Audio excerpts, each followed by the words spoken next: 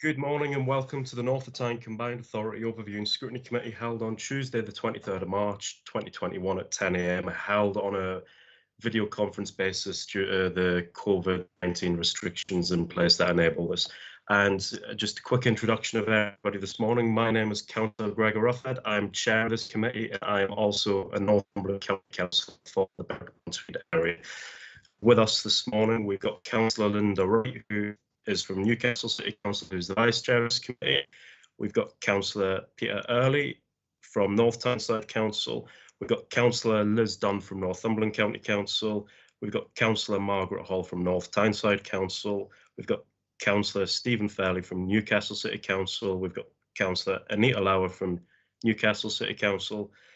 Councillor Gordon Stewart from Northumberland County Council and Councillor Sandra Graham from North Tyneside Council. And cabinet members and officers involved in this morning's meeting are Councillor Glenn Sanderson, leader of Northumberland County Council, who is the North Tyne cabinet member for the Place and Productivity portfolio. Councillor Richard Dodd, who's the deputy leader of Northumberland County Council, who is the North Tyne cabinet member for Education Improvement. Dr. Henry Kippen, our director of Economic Growth. Paul Hanson, who is the Combined Authorities Head of Paid Service, Katie Lang, the Combined Authority Strategic Finance Manager, Ruth Redfern, who is our Director for Policy and Performance, Maria Antoineau, who's the Principal Economy and Strategy Manager, Adrian Dougherty, who's the Strategic Lead Education Challenge, Elizabeth Kerr, who's the Governance and Scrutiny Manager, and Lynn Camsell, who's our Democratic Services Officer. And just to remind members, officers, and any members of the public watching, if this meeting is still in process come 12 noon, we will be taking a minute's silence to mark the National Day of Reflection, to mark 1 year anniversary since the first lockdown. So I would ask members, if we reach that point, to turn off the camera and mic to mark that moment's silence. And we'll move on to the formal agenda, which is apologies. And apologies this morning we've got from Councillor Susan Dungworth, but in saying that, I've just received notification from immediate effect that Councillor Liz Dunn from Northumberland County Council is a full member of this committee, not a substitute. So we formally welcome her as a full member to this committee, and hope she has a welcome her here. So item 3, declarations of interests. Any declarations of interests this morning? No, don't see any. Item 4, to agree the minutes of our last meeting held on the 9th of February 2021. Are members happy for those to be signed as a true record at the end of the meeting? Thanks. Yeah, I see heads shaking. So that takes item 5, cabinet member portfolio, and the first one is the Place and Productivity. In attendance this morning, we've got Councillor Glenn Sanderson, the cabinet member for Place and Productivity, who will give a presentation on progress in that portfolio since taking on the role. So I'll hand over to Councillor Sanderson now. Hello, good morning, and thank you very much for inviting me this morning. I have to say that you will be disappointed in my grasp of this subject, because I haven't been in this position for very long. In fact, just a very short time, really. But I will do the best I can, and I do have officer support, which, as all councillors know, is really important. So I'll do the best I can, and I'll certainly answer any questions that you ask me. But as I say, Henry is here and others. So I think as councillors for the 3 authorities, we all want to see the same thing, which is to use leisure and culture as a means to highlight our particular council areas to the region as a whole, and to bring inward investment and income for local businesses, and also obviously for the performing arts. This is an area that is obviously, as we all know, suffered enormously over the last 12 months. And it looks like it might be a relatively slow start before things can get back to normal. Let's hope that happens soon. But I think I would certainly, I'm sure a lot of you are avid theatre goers. I certainly am, and I think the way that particular part of the art and culture genre has managed has been fantastic, having to basically close down everything for a very long period of time. But culture and art and leisure is hugely important, along with tourism, for encouraging the regeneration that we want to see, and the recovery, the road to recovery. So the North of Tyne decided last year to agree an investment fund of £6 million for a culture and creative programme, and to also say that we need a 10-year tourism and events programme, and £15 million been allocated towards that, along with £3.5 million, which will see the first few years of that to start away and make sure that that is successful and working well. During the previous year, there was the North of Tyne Tourism and Events Programme, as I say, that was set up. That's the 10-year strategy, and it includes events and tourism investment in things like, for example, the Winter Festival for the North of Tyne area, the Big Hoot in North Tyneside. And I don't know what the Big Hoot is, but I want to find out, because I should have found out beforehand. We could say that being council life is all a big hoot anyway, but I don't know what the Big Hoot is, but I'm sure Sandra might be able to help with that one. Anyway, so that's that one. Then also the Rugby World Cup Cultural Wraparound Programme, really crucially important and fantastic that it's happening, is the Lindisfarne Gospels events in Newcastle and Northumberland, Water Sports Festival, and the Mouth of Tyne Festival Fringe. And of course, there's a lot happening over the next couple of years in and around Hadrian's Wall. The Tourism and Local Supply Innovation Challenge is specifically designed to support innovation in the tourism sector and to support more localized delivery models. And the Culture and Creative Programme will focus initial investment and will be establishing a culture and creative recovery fund, because obviously the recovery will need the services of tourism, culture and creative arts to help us get back on our feet again. So the skills development approach for culture and creative sector will be part of that programme, and our priorities as far as North of Tyne is concerned for the next 6 months are clear, and they will be 4 things. The first one is the operationalisation of the tourism and events delivery plan, which I discussed earlier, with things starting to happen this summer. Secondly, to launch the Culture and Creative Recovery Fund with Creative England very soon now, in May. Thirdly, to develop and launch the Culture and Creative Zone perspectives in the summer of this year. And finally, to work with the internal and local authority colleagues to further develop Creative People programme and call for proposal. So, as you can see, we are allocating significant amounts of money, officer time, and a collective council effort to use the creative arts and tourism to help us recover, but also to build local prosperity for us and in the region. I have to say that one of the, speaking parochially, one of the big issues that we've had in Northumberland last summer, and I think we're going to definitely have this summer, is what our local communities say, which is it's all very well talking about tourism being really important in the economy, but what about us?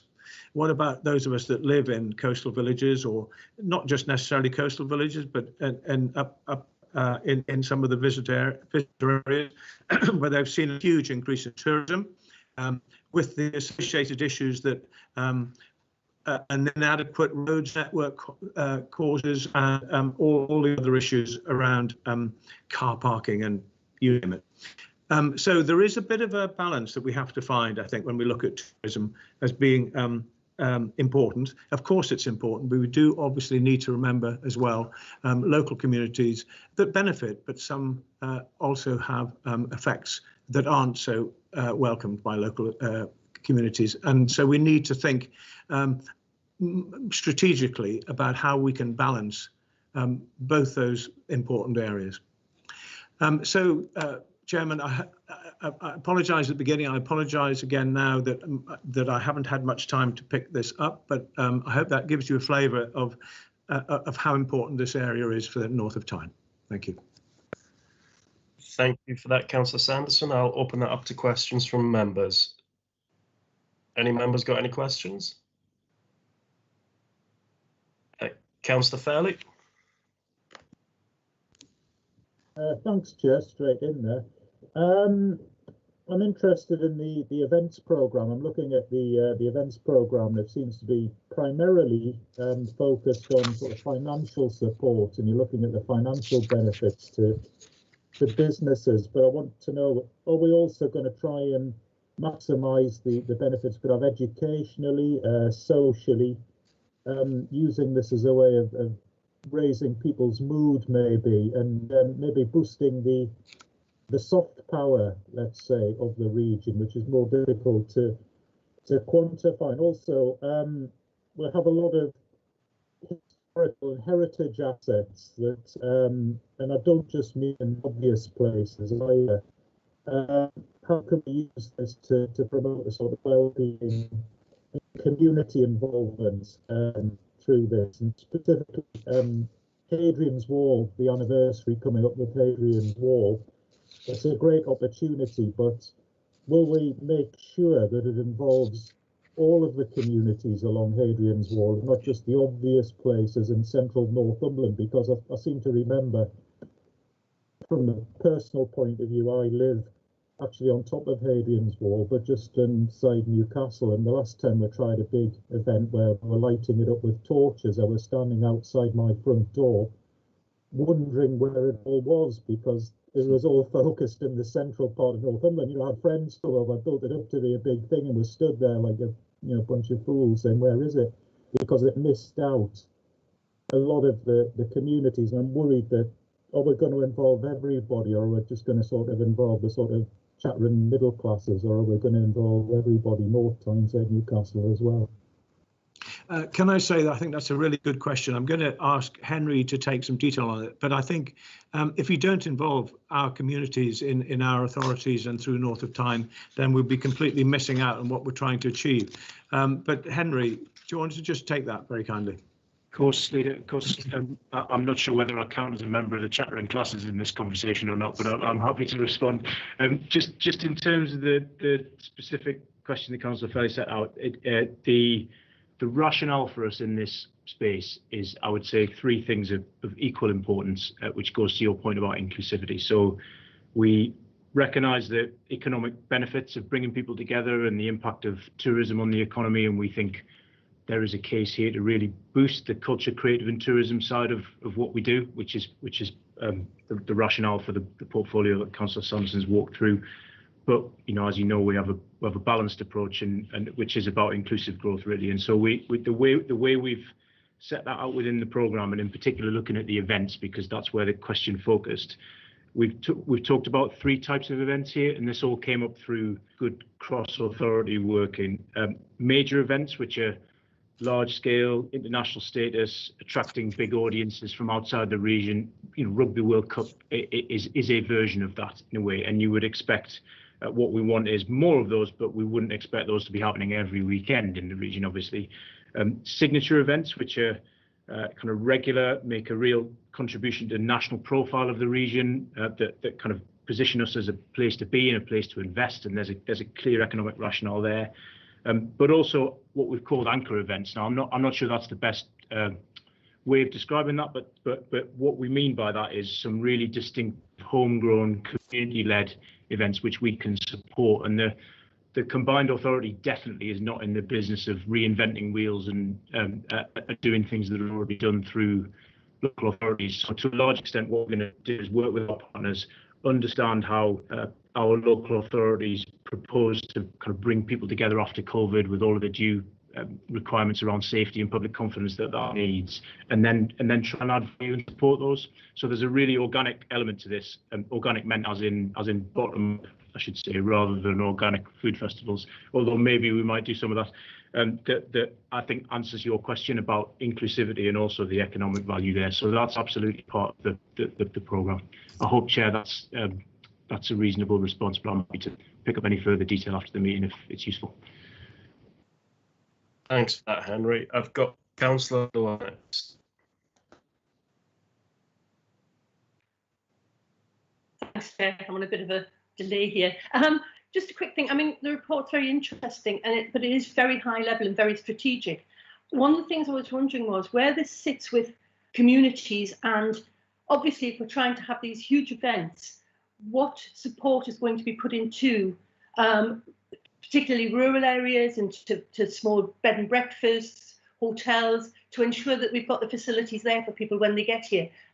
You know, it's great putting a big event on, but as Steve says, if all you're doing is standing at your front door looking at nothing, it doesn't work.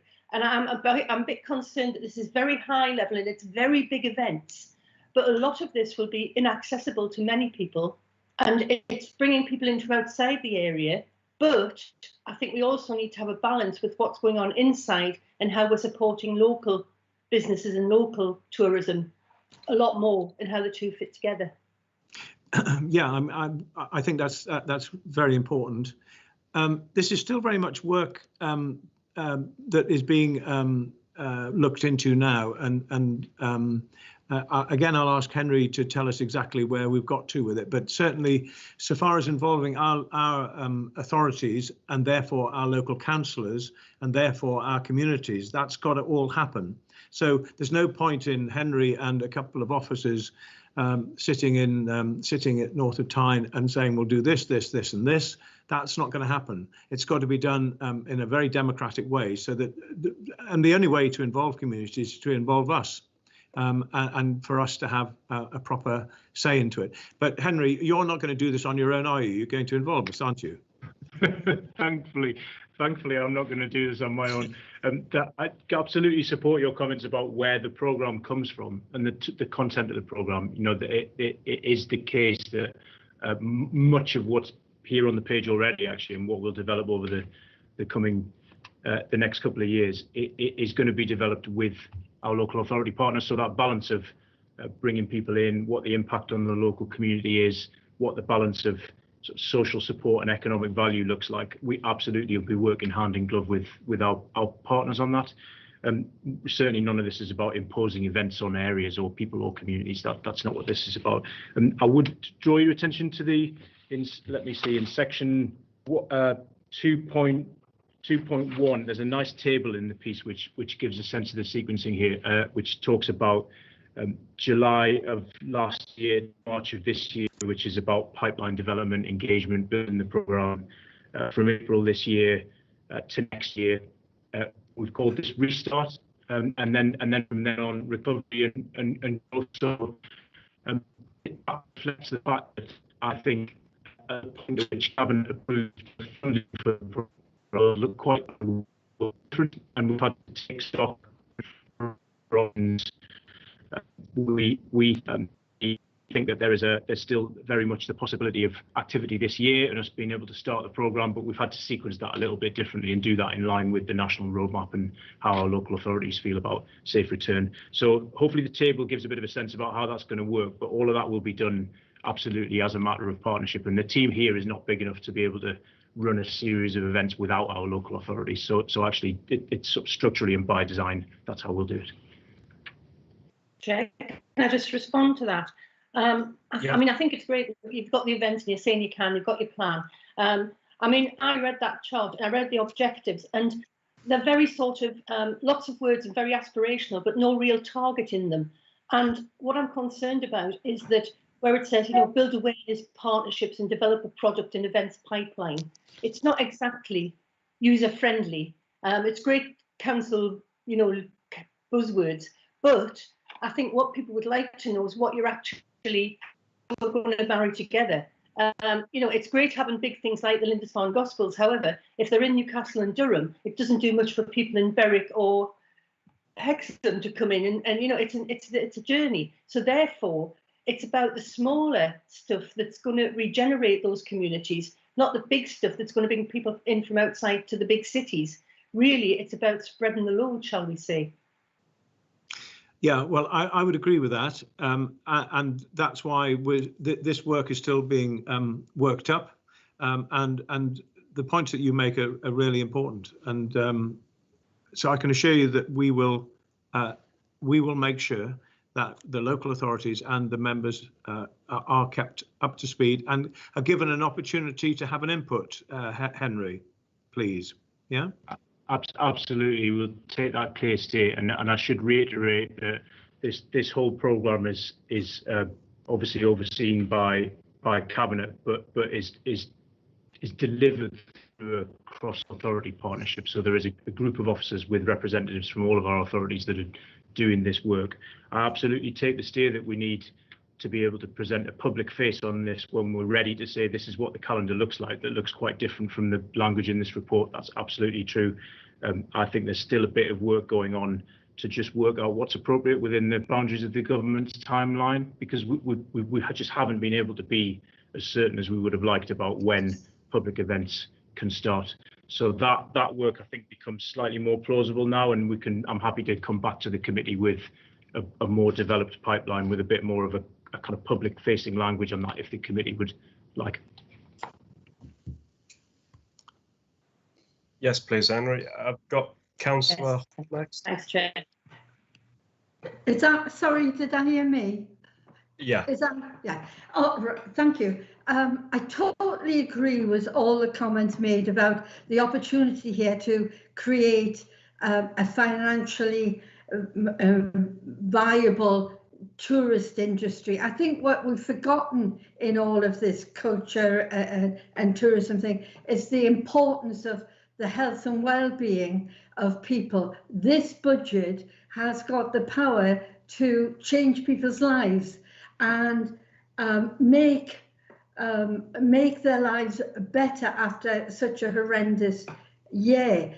In fact, what we're really talking about are two sets of people. We're talking about the visitor, the external visitor, and how we need to welcome them and engage with them and make sure that they come to like this place and come back in 5 and 10 years' time, not just because they can't go abroad this year. The other side of it is the opportunity for our residents, for our people who live, and I happen to live on a hotspot, a tourist hotspot, and I feel very privileged that I live in a tourist hotspot. Some days it's not quite so good, but if I could make a suggestion that somehow or other we spread the burden over 7 days a week rather than the weekend impact that smaller villages in Northumberland have when it's the run out on the Saturday and Sunday. Somehow some clever marketing of you can go out other days. After all, so much of the population now is retired. But really, I think the important part of what I want to say is how important this budget, this area, is to the health and well-being of our population. Local population, and how they must be, and I think I've picked up some points from Councillor Lower, and how it should be accessible to them. Yeah. Thank you very much. Mr. Chairman, can I thank Councillor Hall for those comments. It's actually very important to be able to laugh and to be able to get excited by watching a play or. Culture is hugely important for people to start feeling better about themselves and about the future, and that's why I completely agree. I think this is a really hugely important piece of work that's being done, and it's right to devote a significant amount of money to it. I think you're dead right as well, Councillor, that you're splitting the two things. The tourism is something very different to looking after our own people and providing a programme of things that will make us laugh and be excited again. I'm actually really proud of this amount of money to be honest, that's been set aside, and the importance that's been placed on this, because I do think both tourism and culture is hugely important, both for our people and for our visitors, and for the economy going forward. Thank you. Councillor Wright.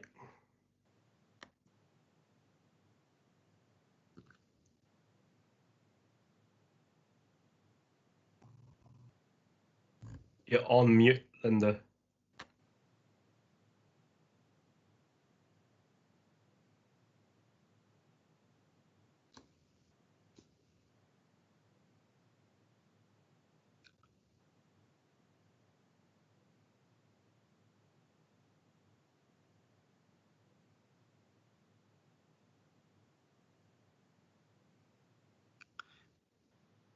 Oh, thank you. I was trying to switch somebody else's off, but there you go.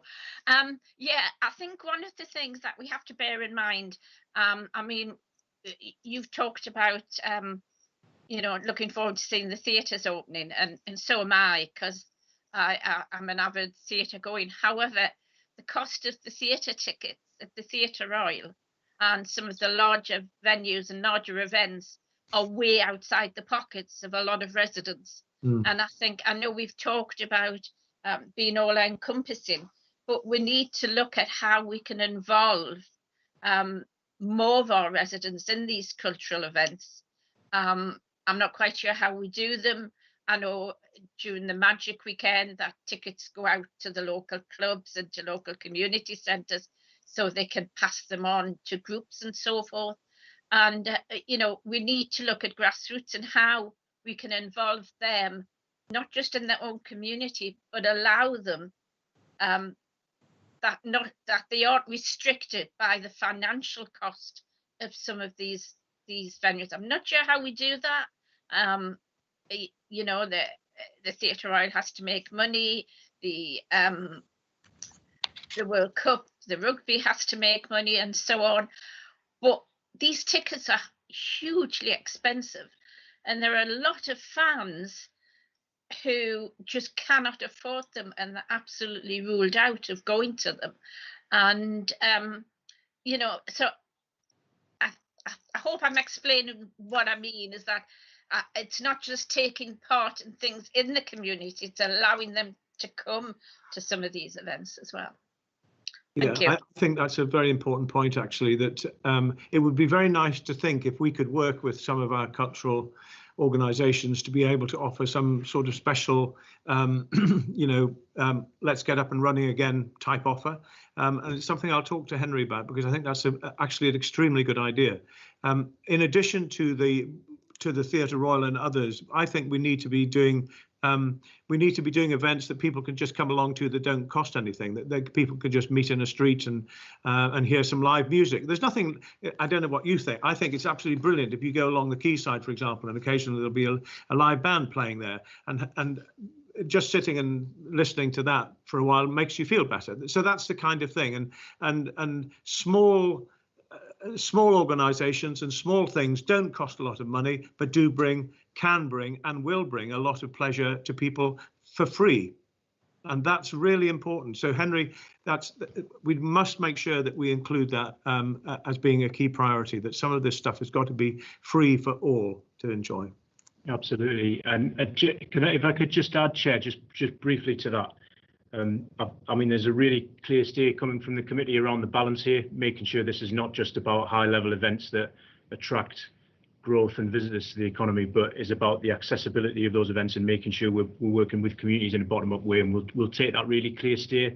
And we are absolutely intending to deliver this with our partners as a balanced programme, but I think that's come across really strongly. One thing I'd point to in relation to the comment made by Councillor Wright is within this report, you'll see there are proposals for a Culture and Creative Recovery Fund, or a Culture and Creative Recovery Innovation Fund, which is a bit of a mouthful, and we'll sort the name out so that it doesn't feel like such a mouthful. But the point of that really is to try and support organisations to innovate and trade differently and bring people through the door in a different way post-COVID. Now, that'll be different for organisations that obviously are in venues to those that are outside of venues. But what we're trying to do here is not overlay what government's doing in terms of support for larger organisations, but say to those smaller ones, we can help you to innovate. We can help you to engage with people in different ways. That's going to be really vital to recovery and working in a different way, because we know that the public already, from some of the public polling data across the country, are going to respond in different ways. Not everyone's going to want to flood into the town square. Some people will be absolutely 100% ready to do it. So we're going to need to support innovation in that sector and help our organisations to adapt. So that's the purpose of some of the funding that Councillor Sanderson set out this morning.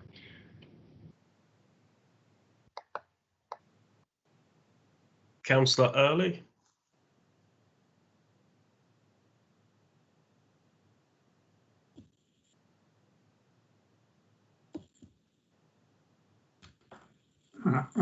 I just wanted to come back to the last point that Councillor Sanderson made in his introduction around getting the balance right between what looks like to be still fairly extensive restrictions around social distancing, etc. this year, and how and if we're planning in respect of building into the budget for events we might be running, the costs, the extra costs of planning that to have compliance with those regulations. I think, well, it seems to change by the day, but the latest mood music seems to be that international travel and tourism is unlikely for most of the summer, at least, so that we probably are going to get a lot more sort of inward tourism, and I like to think that the North of Tyne area will be a magnet for that kind of tourism, so that if we're running events, are we able to project the kind of take up for those events? Are we able to plan around compliance with social distancing regulations, and I think things like car parking, etc. that you mentioned, Councillor Sanderson? Well, I think, as you point out, it's very difficult to predict exactly what's going to happen. We know that there's a potential for another third lockdown. Let's hope that doesn't have to happen, but there is always that potential given what's happening just across in France and Germany. So if we assume that we stick to Plan A, then there should be no problem really about having outdoor events in the summer months. But they will, I think, probably still need to be marshalled, if you like, a strong word, but we will need to be very careful about that. Indoor events, Henry, I don't know. I think we're probably still going to be restrained during the tourist season on that. It's going to be horrendously difficult. The fact that we are seeing the light at the end of the tunnel is great, but there are still real difficulties ahead in terms of social distancing and restrictions. There's no question about it. Henry, can you pick this up? I would just agree with that, Leader. This is probably one of the most difficult areas to be working in at the moment, because there's a real balance between public safety and health and confidence, and simultaneously, I mean, you will know from conversations within your authorities that balance between getting back to somewhere near normal in terms of the activity in your high streets and the state of the economy within our three authorities versus keeping people safe and making sure we're as careful and aligned to the national roadmap as possible is a really tricky balance, and we're going to have to work with that balance just as our authorities are. I suppose I would reiterate that North of Tyne Combined Authority won't be making any decisions on the planning and delivery of events in a way that contradicts anything that will come from your authority. So we'd absolutely be working with you on that. Thank you. Councillor Grant. Thank you, Chair. I'd just like to throw in something that maybe hasn't been thought about, and that is to try and harness the creativity of our communities, in that when we had the lockdown was ended at the end of the summer, we pedestrianised a street in Whitley Bay, and during that time, Phil Meikle, who happens to work for Nexus, rolled out his piano into the street, and Bradley Kresick, who was lead violinist at the Northern Sinfonia, came out, and other people came out to sing, and everybody jammed together in the street and played music, and it really uplifted the mood for everybody, made everybody feel better.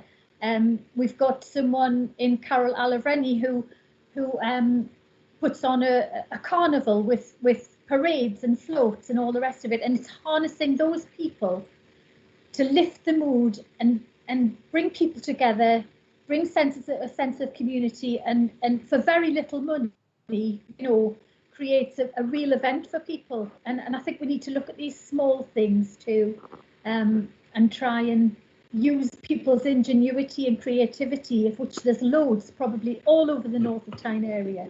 And it's how we actually do that. Good point. I agree. Henry?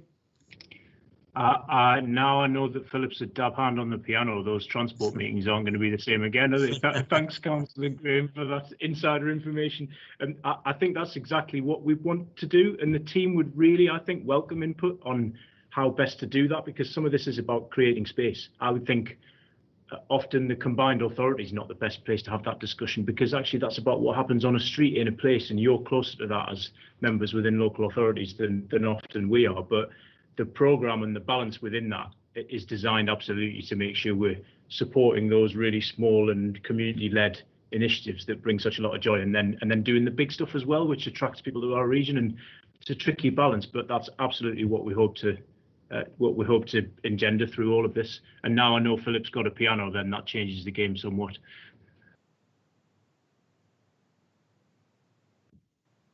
Any more questions? I can't see any hands up. I've got one or two. Just in terms of the report, you know, when we're talking about the culture and creative zones, and we're saying that there's 3 going to be established in different geographical settings, is that covering the entirety of the combined authority area, or is that more localized, smaller? Because even if you've done it, you know, on a local authority basis, say Northumberland, Newcastle and North Tyneside, there's very diverse communities within each of the local authorities that have their own sort of cultural events, so to speak. And I think it's a bit, you know, parochial just to focus down on the local authority boundaries, and there's probably more justification to spread it out across the piece and make it more a little bit community focused. Then the other thing that I had, and I'm glad it was already mentioned in terms of, you know, the timetable within the report about the Lindisfarne Gospels. Councillor Lowe, I totally agree with what she was saying, in the sense that if it comes to the region, well, they are coming to the region, but they're going to end up being, you know, a place of where people are going to have to travel from across the region to one place. Is it not possible we can lobby or even dictate getting them that we want to take them on a tour across the region, because there are very important, you know, documents that are our history and culture and heritage, and really we should probably, you know, be lobbying for them to be permanently in the Northeast. And finally, my last question was, I do appreciate the report. I think it's a good update since we were last year. But the one area that I'm slightly disappointed that the report doesn't cover is that I understand that the North of Tyne Combined Authority, by being a combined authority, is the rural scale-up champion for England. And last time I was aware, it fell within this portfolio. And it was slightly disappointing that we didn't get an update on that element of things. But of course, with the pandemic, COVID, and regional recovery, I do appreciate that those conversations have been held potentially elsewhere. But I just want to make sure that the eye's still on the ball on that, because I think that's a very important role that we have, and it's a chance to put us on the platform nationally to demonstrate how we can be an exemplar in terms of rural scale-up. Yeah, can I just touch on a couple of very quick points, and then I'll ask Henry to take those. But so far as the Lindisfarne Gospels are concerned, my understanding is that actually has already been mooted, but because of because of the state they're in and the importance of them, there wasn't a great deal of excitement about the idea of a tour simply on security and safety issues. But maybe Henry can touch on that. I think. For myself, I think the importance of this, Mr. Chairman, is the fact that it shows 3 authorities working together well. with the same common aims, with the same common purpose, and the fact that the North of Tyne are allocating significant funds into areas that are really important to invest in. I think for me this morning, it's been very important that you've highlighted the need for local member involvement in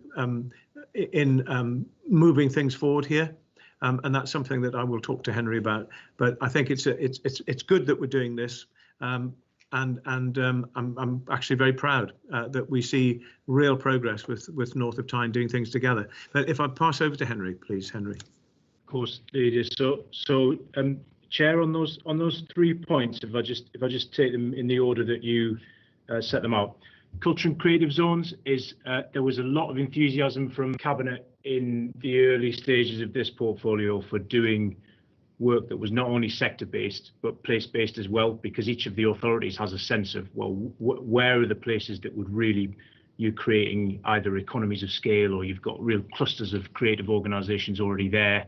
I think what we will end up with is a slightly different take on this across our 3 authorities, and the point of doing this really is to try and work with diversity, to test and trial and say, can we find different ways of thinking about place and the relationship between culture and creative organisations and support that development in different ways. So to take an example, that might be a high street or a particular area of town. In Newcastle, you might look at the Eusburn or somewhere like that, and there's particular dynamics of that kind of place which might benefit from particular types of interventions, which might be about funding, it might be about different ways of thinking about planning, which obviously would be our local authority end of that. It might be working with government in order to try and think about tax breaks for particular kinds of industries. So what we're intending to do, and we've had to shift this forward because of COVID, and we've had to prioritise the recovery end of this. We're intending now to get into a dialogue with our local authorities, with partners within the sector, and start to ask, what would good look like to you? So actually, this is quite early development stage for that place-based working. What we do know is that DCMS, which is the department responsible for culture, digital, arts, heritage, are very keen on that way of working, and they've put out cultural compacts that are in play in different parts of the country. Hull is one that's recently been used.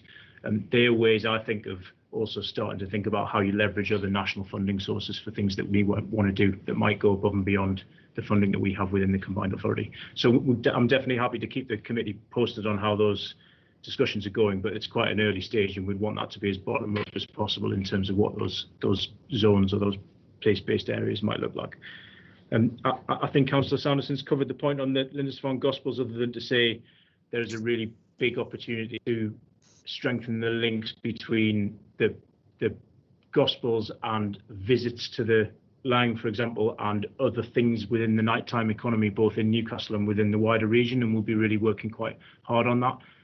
We know that from the trip to Durham a few years back, we expect quite a significant number of visitors just to see the Gospels themselves, and people stay, and the more we can use this programme to help to encourage people to visit Northumberland just as much as Newcastle or Durham, the better. So we'll be working really proactively with partners on that. In terms of whether we can do a smash and grab and keep the Gospels for ourselves and not give them back, that's probably one for Cabinet and above my pay grade. In terms of the point that you raised, Chair, on those elements that weren't in the update, I'll take that one away, and I think that is true, that there are components of the place and productivity portfolio, such as the offshore clean growth elements, the rural exemplar and rural design innovation, which I'm happy to bring back an update to the committee on. I'd understood that what you'd wanted this time was an update specifically on the culture, creative and tourism and events part of the portfolio. So forgive me if I've dropped the ball on that one, but I'm really happy to come back with a full update next time. Thanks for that, Henry. Much appreciated. Is there any more questions for Councillor Sanderson whilst we've got him? I don't see any hands up. So with that, Councillor Sanderson, I would like to thank you for taking the time to come along to the Combined Authorities Scrutiny Committee, and I think it's been a very productive meeting this morning, and it's a chance for the committee to have engaged with you and understand your priorities in terms of the portfolio moving forward. So thank you very much for that. And you're free to go if you so wish now. Okay, thank you very much for having me. Okay, thanks. That takes on to the portfolio update, which is, sorry, it's item 7, education improvement update, which this morning we've got Councillor Richard Dodd, who is the Deputy Leader of Northumberland County Council, who's going to give us an update on the education and improvement portfolio. Thank you, Gregor. Yeah, very, very briefly, if I said Groundhog Day, sorry, my phone went off. You probably heard that. Sorry, Groundhog Day in education, but there are signs that things are starting to shape up a bit more. So the purpose of this report, the report gives an update on the progress of 2 significant projects from the education improvement portfolio, the joint improvement strategy and the preparations for a North of Tyne education challenge. And the key points of the report are, despite school disruption, we've made progress with the joint school improvement strategy, including supporting our schools and blended learning, helping young people to access apprenticeships, information, good engagements with our STEM and digital projects, and continued work on the NU Features project. Our education directors meet regularly to share these best practices. This is an outcome of our joint approach to school improvement. Officers at the North of Tyne Combined Authority and the Department for Education are finalising a shared work programme to make sure our schools improvement strategy capitalises on funded DFE projects. Work will continue with government to negotiate the overall funding package to improve education in our schools through an education challenge. And that has to be the number one sort of priority to get that. But as you can imagine, you know, the schools have only been open a few weeks.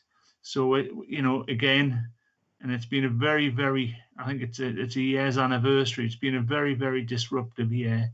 So we ain't moved that far, but we have done things. Okay. And I'll take any questions on this, and Adrian will help me out as well. I have been guided by Councillor Wayne Daly on this, who's, you know, a lot of this was his baby type thing. Thanks. Yeah. So I'll open that up to questions from the committee.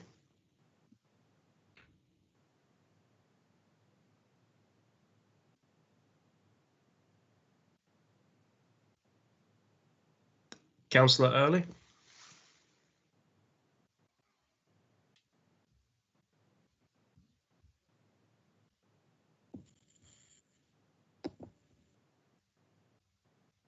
Sorry, just having a bit of trouble getting my camera on there.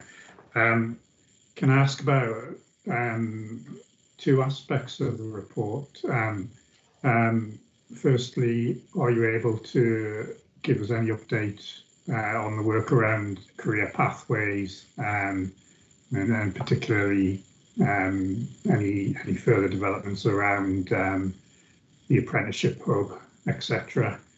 And the second one is just around the authority support for blended learning. I appreciate that schools are back now and have been for a couple of weeks, but certainly already in my borough, North Tyneside, there are instances where children are having to be sent home because of outbreaks.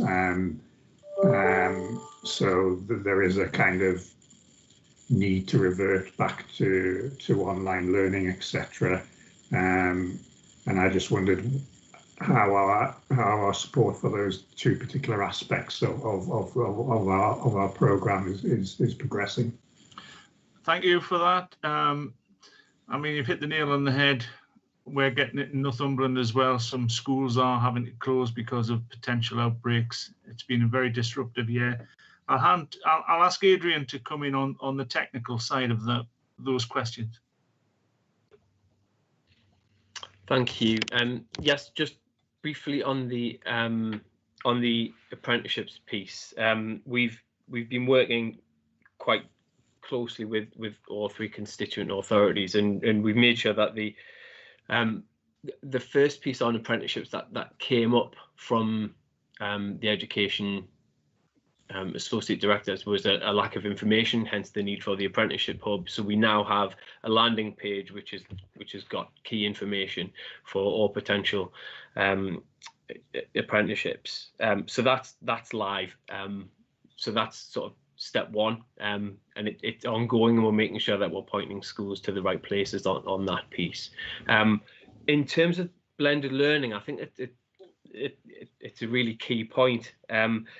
I know the Education Secretary has said earlier this week that there'll be no such thing as snow days, because actually blended learning should in principle have solved that. We shouldn't have these extended periods of learning loss when schools for various reasons have to close, not just related to the pandemic, but you're quite right to identify that.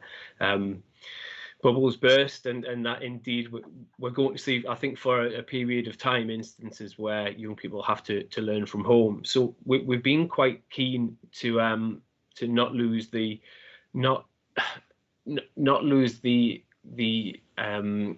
traction that's been gained around blended learning. So there's fantastic best practice in all three of our authorities, but it's about sharing that best practice. That's really the role that North of Tyne are playing. So the blended learning group has had input from the Education Endowment Foundation. We've had some early input from Ofsted and some guidance around that. But really, we shifted within that group to identifying the best practice and sharing it. So we had an initial event. Our upcoming event that we have, and that's in association with our event partner Schools Northeast, is actually for April, and that's targeting school leaders, and it's about capitalizing on the good work and not losing the momentum, I suppose, and making sure that, for instance, where there is great practice in North Tyneside, and I know, for instance, North Tyneside schools have their own blended learning group, and they have teach meets, that we're not just sharing that best practice within one local authority, we're sharing it across all three, and we're finding that that's really, really positive. We've got good sign up already from head teachers on this event, which we think is a promising sign that schools are taking this seriously. And then there's a follow-up event scheduled, which will be for practitioners. So essentially it's about helping head teachers to see what the best practice looks like, and then supporting the practitioners in school to actually make that happen. Could I just go back to the thing about the employment and the apprenticeship hub haven't gone live? I know it's only gone live fairly recently, but are you able to say how much traction it's gained, how much attention the site's getting, the landing page, how much is it being used, etc.? I'm not able to at the moment, but I can certainly find out that information and share it. Okay, thank you. Councillor Fairley.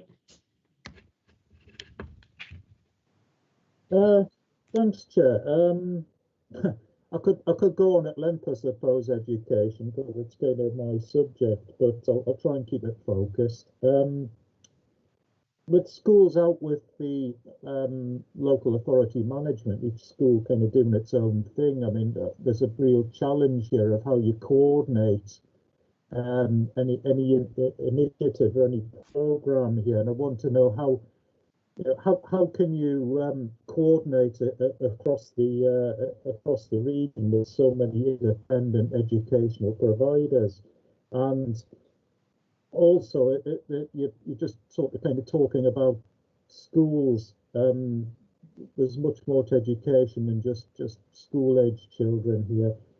But if I could be specific on one thing, it says you mentioned a shortage of physics and maths teachers, and I'd like to know why you think there's a shortage of physics and maths teachers. I think that's a rhetorical question, because I know the answer, because I am a fully qualified, experienced physics and maths teacher who for years and years couldn't get a job anywhere around here. I've given up now. Nobody would give me a job. despite being very highly qualified, being very experienced. You know, I've got a PhD in physics, for those who don't know. So I think I know the answer, but I'm kind of wondering if anybody else knows the answer as to why. But I would like to ask, suppose somebody who is too old for school, a young adult, somebody over the age of 18, especially somebody living in rural Northumberland, they want to get into education, and you know, with the view to going to university, where can you go to study A-levels in STEM subjects, apart from Newcastle College? And even then, Newcastle College is a bit kind of hit and miss. They only put a course on if they think they're going to get enough bums on seats. So, you know, it all comes down to what motivation is there and how do we actually improve education when it's so fragmented and everybody's working on their own interests rather than together in a coordinated fashion? How do we stand up to that challenge? Right. Thank you for that. I mean that was quite a long statement, and I could say a lot more, but I'll keep it at that. Again, the detail I'll pass to Adrian, because there was a multitude of questions in there, and I'm not sure which one you want asked. I mean, there's always been a shortage of maths teachers in my view, but there's for the Northumberland area, we do have a shortage of, you know, top teachers, which is why we've run events to try and attract people here. But it's not just in the teaching profession, it's in a lot of professions. Adrian? Thank you. Yeah, I think you've sort of just following on from Councillor Dodd, just on the recruitment issue. I think you've sort of identified some of the problems, and they existed pre-pandemic, which is why we, within the joint school improvement strategy, identified leadership, recruitment and retention as one of the key priorities. And there's a host of activity within that to make North of Tyne a very attractive place to come and teach, in particular if you are training to be in one of those shortage subjects. We're now having as Councillor Dodd explained, we're now working with the Department for Education just to make sure that their initiatives we're going to capitalise on them as part of the joint school improvement strategy. So, for example, they have funded a maths hub in our area, so that's really about supporting early career maths teachers, and for instance. Sorry, did you want to come back on that? Sorry, I think I've missed the point. What I'm saying is that when I came into teaching, I was in my 30s and I was already experienced. I moved to the northeast, having taught in another part of the country for a number of years, and the real reason I can't get a job is because every single job interview I went to for a number of years, if there was a newly qualified teacher there, they would always get the job, because it always comes down to money. They wouldn't pay the money. I was told to my face, we'd love to give you a job, but because you're an experienced teacher, we only want newly qualified teachers. And that's the whole point. There was an influential head teacher at a certain school in Northumberland that I'll not name, but once said that if they haven't burned out a newly qualified teacher within 4 years, then he's not trying hard enough. And that seems to be the whole way it works. You need to keep getting young teachers in, churn them through the system, burn them out and move them on. Now, I know of lots and lots of experienced teachers who are, you know, later on in their career who can't get a job at teaching because they won't pay the money. And I know at the moment there is a pool of 43 teachers working centrally employed for Northumberland Council who've all just been given on notice. Again, due to cost-cutting measures. That's a pool of teachers who teach children who are outside of schools for health reasons. There are 43 teachers in this pool, and due to reorganisation, everybody's been given a notice. Can I just interject here? So I think we're straying off the topic. we're comes out the money. We're straying off the topic, if I can. The topic is about what's in front of us, not personal stuff, I'm afraid. Sorry, if you send an email to me, I'll get it to the right place and I'll make sure you get the right answer. But what's in front of you is a report that looks to the future, not to the past. Yeah, sorry, I'm saying, how can we move forward when everything's fragmented and everything's, this is the essence of the question. When everything's fragmented, how do we look forward? Everything's down to money. How do we move forward? So yeah, well, thanks for that, Councillor Dodden. We appreciate that. You're going to get an answer to Councillor Fairley on that. Councillor Lower? Yeah, can I come back to the report? Thanks, Chair. I wanted to talk about NEETs, and obviously there is an issue around the number that before lockdown and before COVID of those who were disengaged. And I wondered if there was any stats about how many have, whether it's increased, but also whether we're doing anything in particular to try and re-engage them, because there is a year's gap now that they've been isolated even further, shall we say, and they're getting older, there's training courses and things, but are we actually targeting anything towards getting them back into something? And I don't think that A-levels and colleges are the greatest response to everything, but I do think there is things like Kickstart and apprenticeships and, and just getting people into some sort of training and skills training. But it's the numbers I'm just concerned about, whether they're going up or down or whether we're actually looking at it. Can I share your concern? But I think the reality is we're going to be two years out, if not beyond that. So the apprenticeships and all the sort of changes in the workforce, the workforce isn't even back to work properly. So it's going to be littered with problems. And yes, everyone is going to need some help. Adrian, do you want to come in on this? Saw that Henry stuck his hand up, so I'll defer to Henry if he wishes to answer this. Just wanted to pick up on a couple of points, if possible, and just step back a bit. And there is a education improvement portfolio that the report outlines here. There's two distinct things within that. One is absolutely continuing the dialogue with DfE and government, the amount of funding that we think that's going to substantiate those big ambitions on education improvement in the future. And we're still working with government to try and secure that funding. That's absolutely within our comprehensive spending review submission. It will be within our submission to the spending review later on this year. And then within that, there's a set of practical actions which are focused on school age education, which Councillor Dodds set out in the report, and Adrian can pick up specifically. A couple of the points are related to what we're doing end to end. So if you like, in adult skills, adult education, you're aware we have A/B devolution and are in the process of thinking about year end and recommissioning. There's lots of work going on in relation to how we understand the picture that Councillor Lauer set out around NEETs and the impact of COVID. We have programs of work on youth hubs with DWP. Kickstart is ongoing. I'd be happy to come back next time with the usual report on where we are with Kickstart in terms of numbers of young people through the door.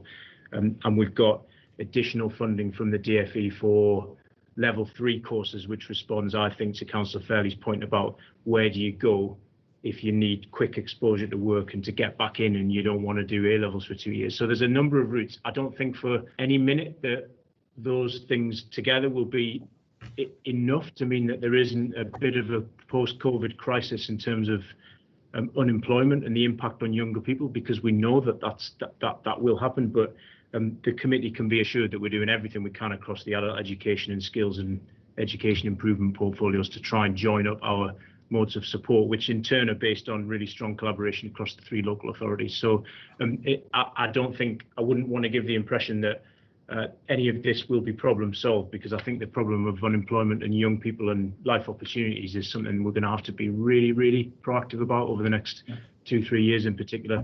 But we're certainly doing everything we can to maximise the resources that we have. That's all I wanted to say. But happy to pass to Adrian on any detail, Chair. Can I just come back on that? Sorry, Adrian, just before you come in. The thing that I'm more concerned about is, I mean, we've got sort of a hardcore, shall we say, of NEETs anyway, but because of the COVID and missing school and the drop in, some people not doing well in exams and not doing things.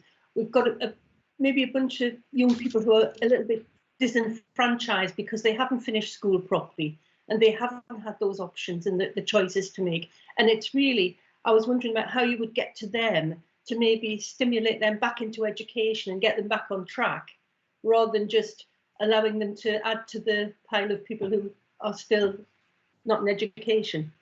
So is there anything specific in that sort of way to maybe re-engage them with what's there? Yeah, well, I think Paul's put his hand up actually, so I might want to reflect from the local authority point of view, that bit of that equation. But I think you're absolutely right, and we have probably more data than we've ever had about where those people are, who they are, where they live, what kind of unemployment support might help, and it's up to us to join up that support together. But Paul, I'll defer to you in terms of a local authority view. It was more I happen to have this handy, councillor. So that's, if you ignore the orange line, which matters a lot to Councillor Early because it's the North Tyneside one.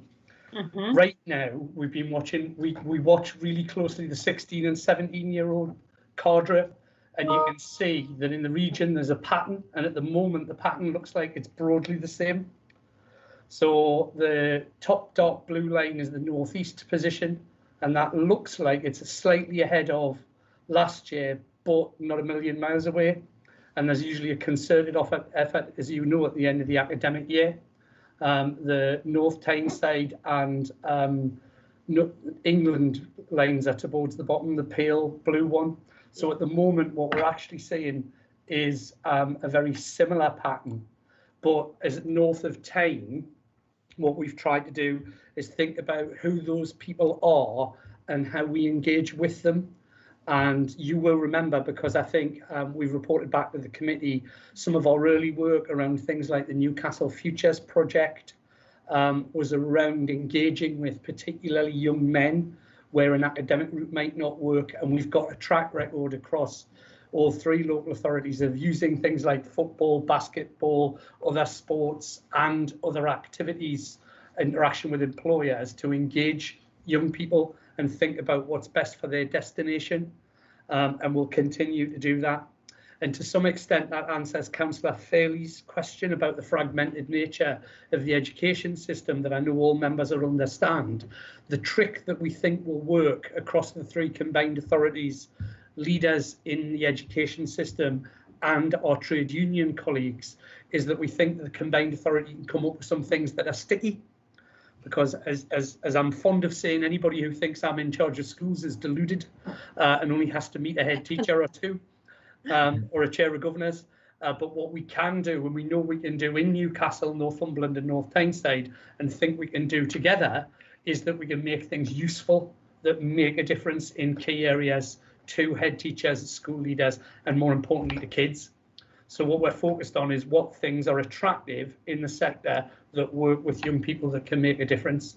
But I happen to have the data, so I thought you'd want to see at the moment, it broadly looks like a similar pattern. We do, however, know end of furlough will have a disproportionate impact on young people.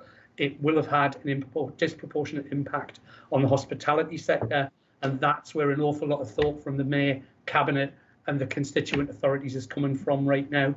But we are watching those 16 and 17-year-olds, and certainly Adrian, Henry and I are talking to the Mayor, Cabinet, and we'll be coming to Councillor Dodd with a view on how do we help in education catch up. I hope that's helpful, Chair. That was great, thank you. Thanks. Thanks for that, Paul. Now, just coming back to your first point, Councillor Lowe, I'll just ask if Adrian had anything else to add, because I do appreciate that I've interjected and allow Henry to speak beforehand. Not at all. I think Henry's pretty much summed that one up. I suppose the role in terms of the joint school improvement strategy is just to make sure that all of the education leads are fully plugged into that wider programme of work, and just to, I think as Henry already said, just to make sure that everyone is completely aware about what's happening outside of schools and what options are available. Thanks for that. Any more questions from members on this report? Just wait a minute, see any hands go up. Don't see any new hands. Just one question from myself, and you already answered it, Adrian, just in terms of engagement with the lead members in each of the local authorities for education. So that's already been answered. But just in terms of the joint improvement strategy, I appreciate that we are coming up with an approach and engaging with schools. But as a combined authority, I'm guessing this might have happened, but has there been engagement with, schools or similar things happening in other combined authority areas to see if there's any best practice ideas that could be picked up upon and implemented within the North of Tyne?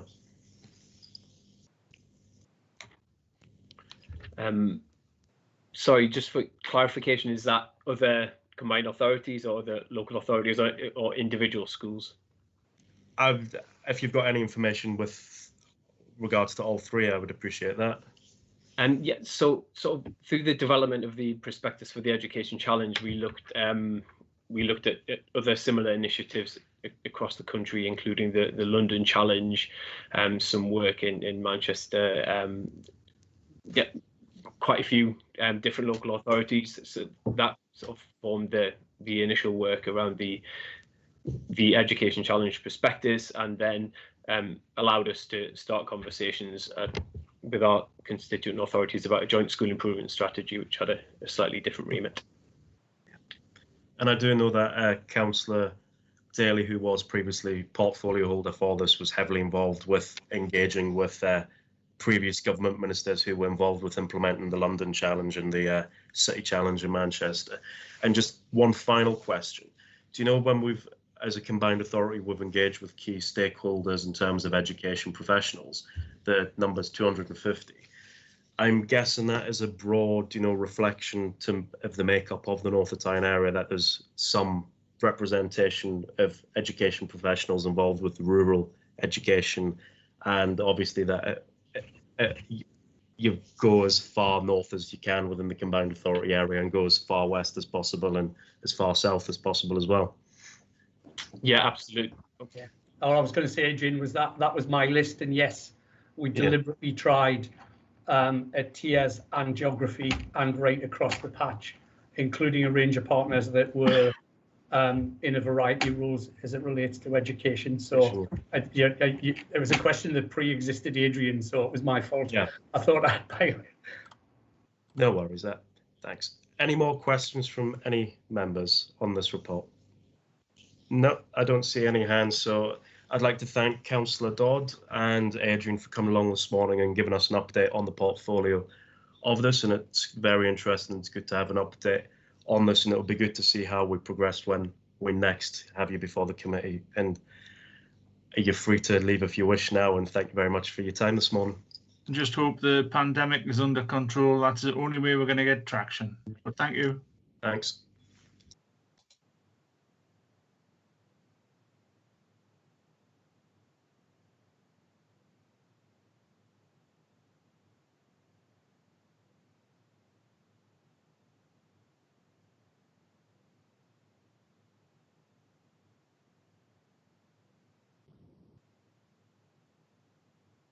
I think the chair's frozen, or is it just me?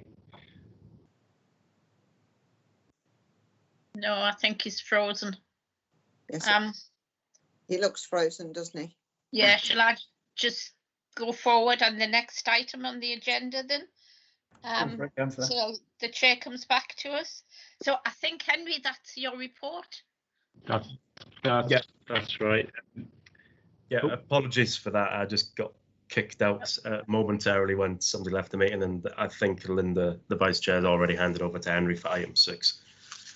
I'd taken my cue from the vice chair, but I will go through the report. So I've circulated with the pack the usual report, which is in the usual format. I think consistency is sometimes helpful. It gives a sense of what's moved along and what hasn't. But as ever, the report looks at a bit of background, where we are in terms of the national journey on COVID, a bit about the role of the North Tyne Combined Authority, what we're doing and what we're not. It's important, I think, in this area, as in the other areas we've been talking about, to just recognise where our value add is, what we don't do as much as what we do, and then some reflections on the budget and recovery planning. So on the latter, I'll use the presentation slides, but just a couple of things to pick up on the report by exception. 1.7 and 1.8 look at two things which I know you'll know and understand, and we talk about every time really. But the balance between ongoing delivery of our projects and the support that the Mayor and Cabinet and colleagues on ONS have given to that, and being really clear that we've been through this time that's been quite tricky for a lot of people, continuing to deliver and collaborate really well with our local authority partners. And then the flip side of that, I think, is just to put on record kind of thanks and appreciation of the staff actually across the board and elected members, because that's been tricky at times. And the well-being, I know you'd want me to comment of the well-being of the staff team at the North of Tyne, which continues to be a big part of our focus. We're doing a lot, probably more than ever, in terms of thinking about the team building, the time we spend together online, and we know that that's going to have to be managed much in the way that Adrian sets out in relation to schools. Actually, that blended way of working is probably the reality for quite a lot of us over the coming months. So we're spending quite a lot of time in making sure we're supporting our staff in the right way. And then there's a couple of specifics in the report related to culture and creative sectors, which we've been through. Councillor Sanderson went through.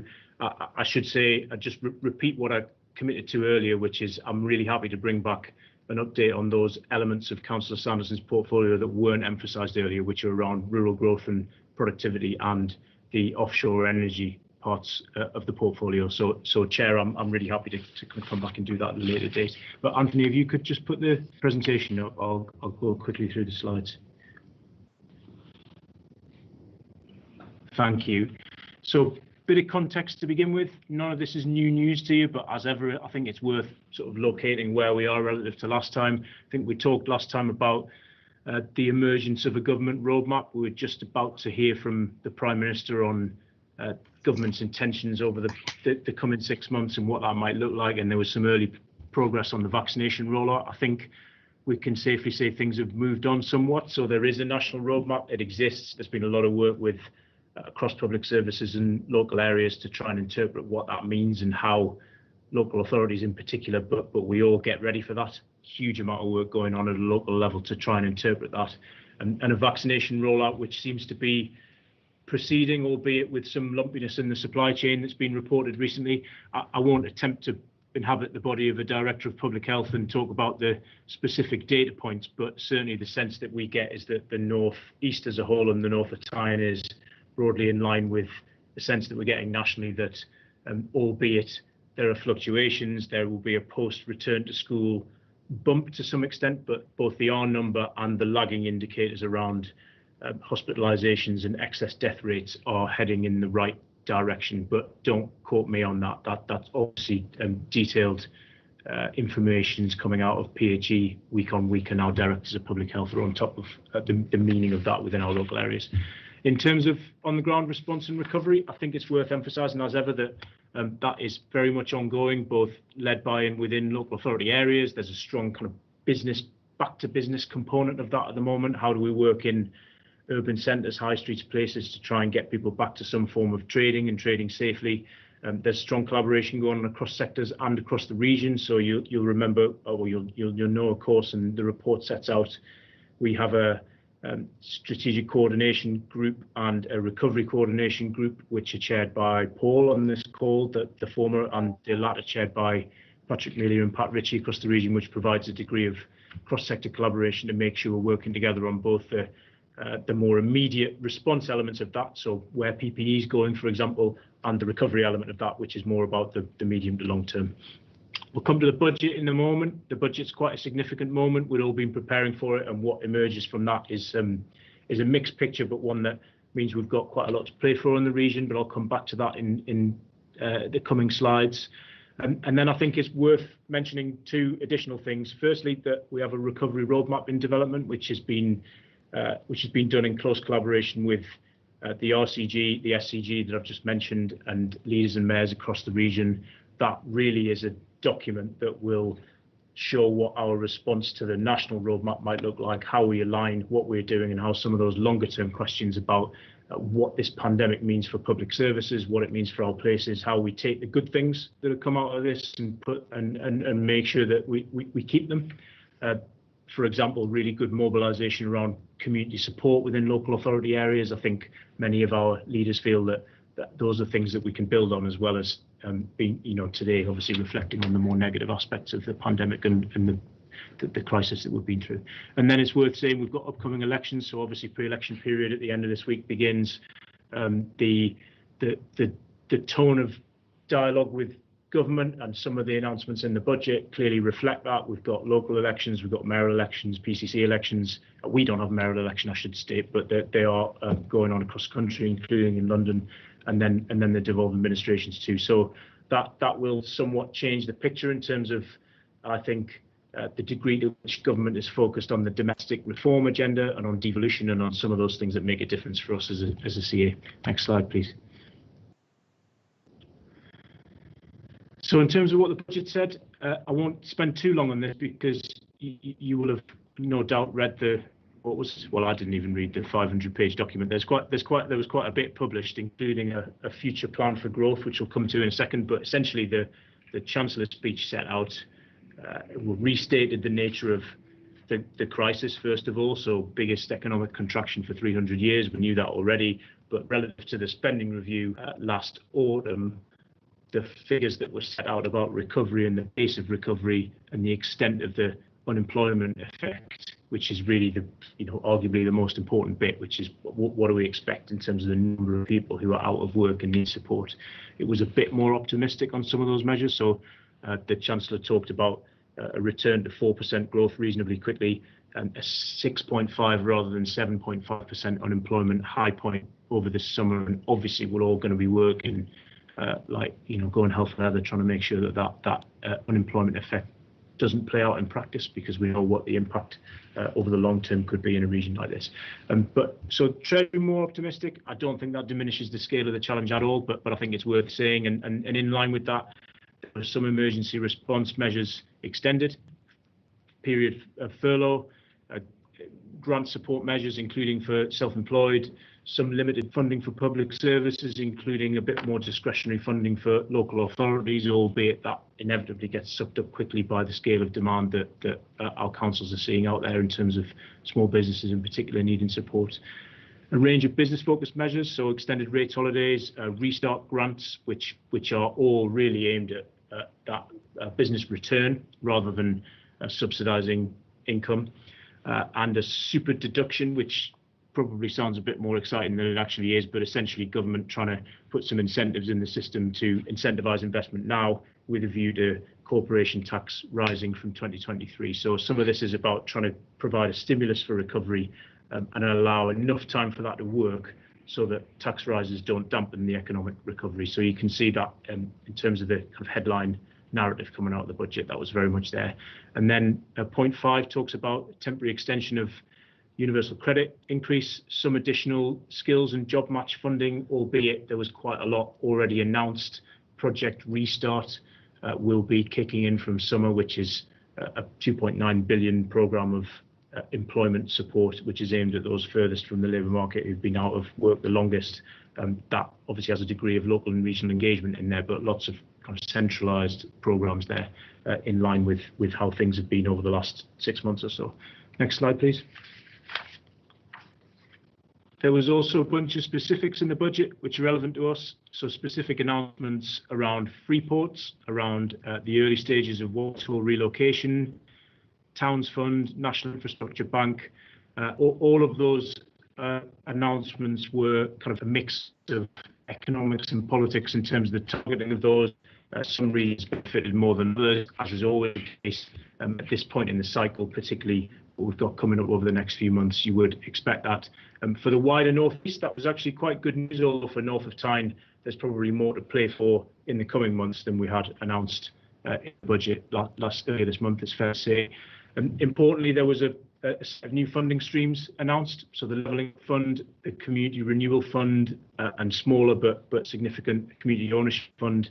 These three things are really a wrapping up of existing funding that's already in the system, for example, LGF funding, and creating new mechanisms that will be used to distribute funding in the future from here on in. So the Levelling Up Fund in particular focuses on smallish capital schemes, culture, high streets, small transport schemes. It's local authority led in terms of bidding, and it absolutely requires a relationship with local MPs in terms of how priorities are set. So there's a lot of work going on within our local authorities to try and work out both the kind of quantum and number of bids that are eligible to be put in, but also what kind of engagement might be required in order to do that well. And as a CA, obviously, we'll support that.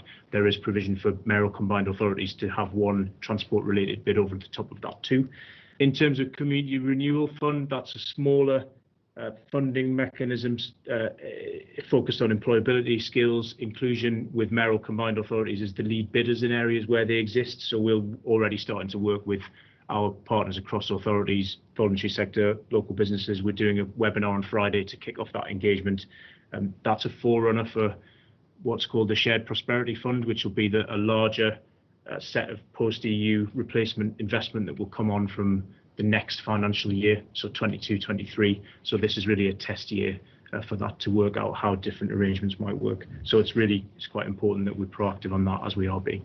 And then it's worth talking, I think, about restatement of intent on transport. So some intracity region funding re-announced. There was a bus strategy published last week, which is quite significant in terms of what it asks for in return for extended funding for to subsidise bus services.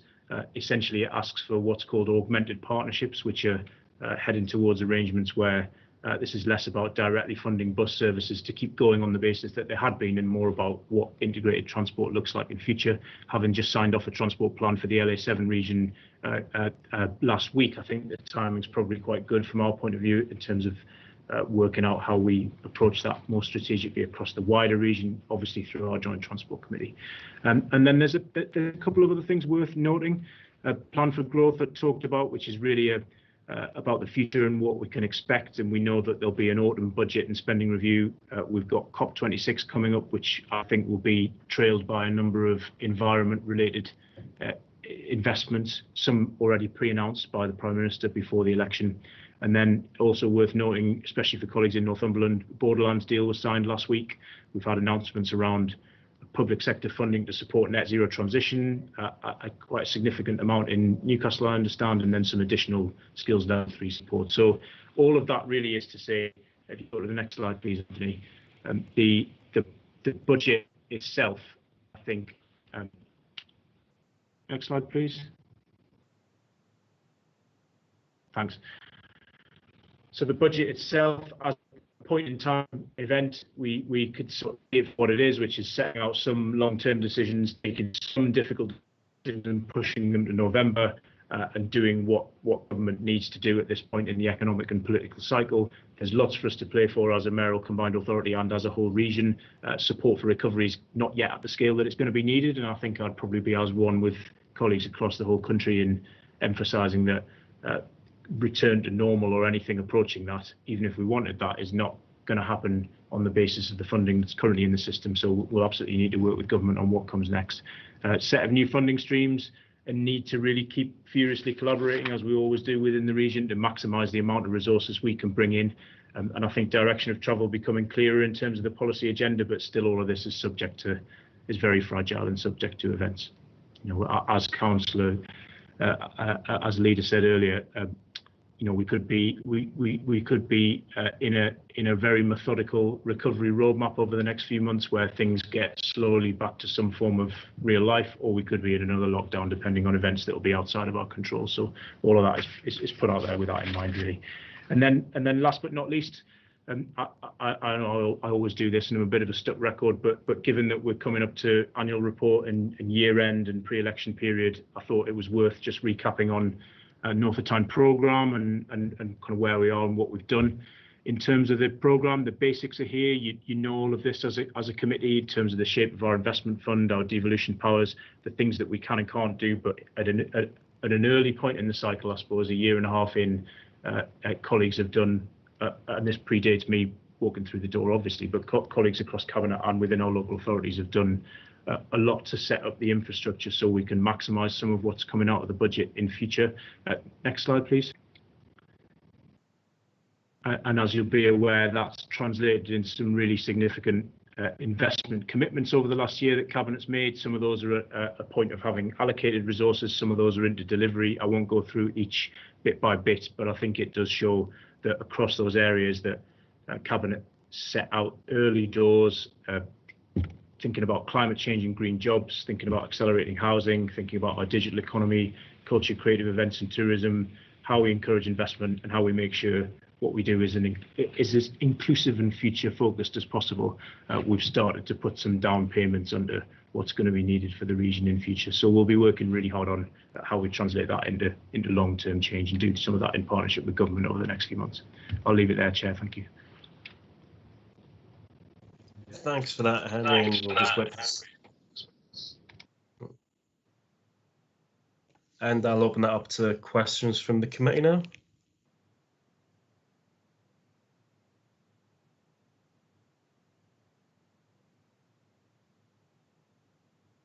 Any questions for Henry this morning?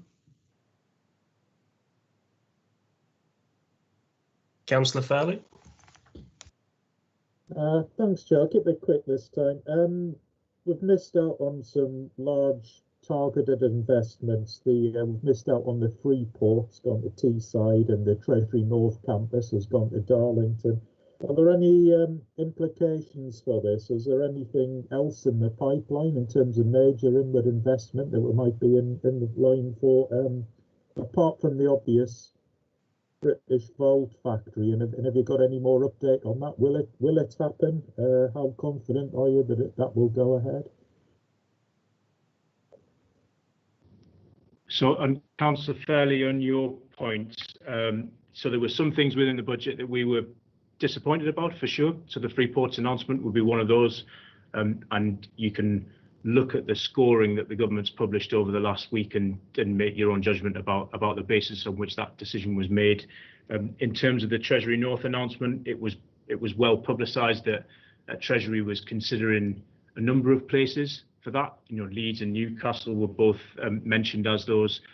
My view on both of those areas is that we shouldn't get too disheartened by one fiscal event. We've got a spending review coming up later in the year. We've got a budget coming up later in the year.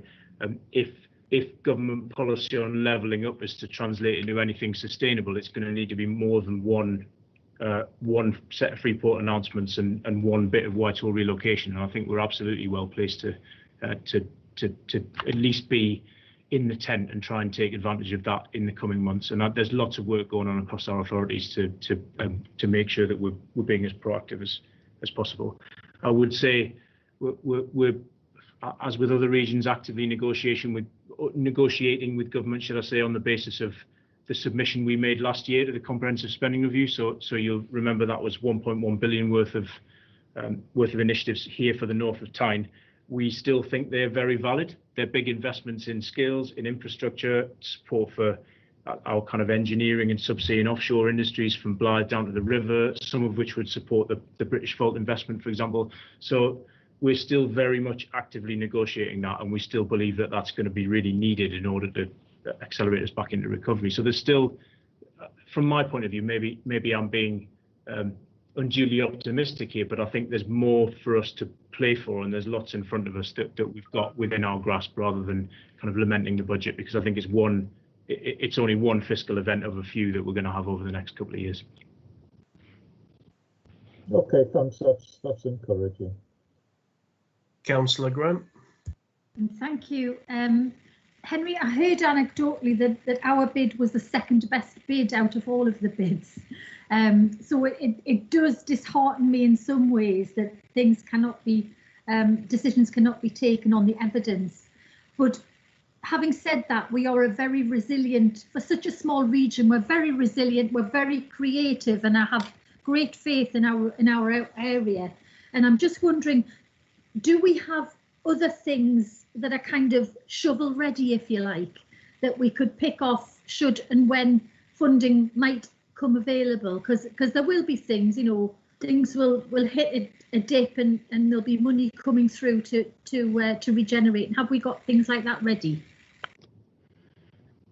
Councillor Graham, yes is the answer to that, and I mean, I'll be happy to come back, as I said, particularly in relation to clean energy, offshore, Green New Deal. The whole point of the work that's been done to date on that is to build a pipeline of investable propositions that we can apply our own funding to, but more importantly, that would be ready for where there's accelerated government funding.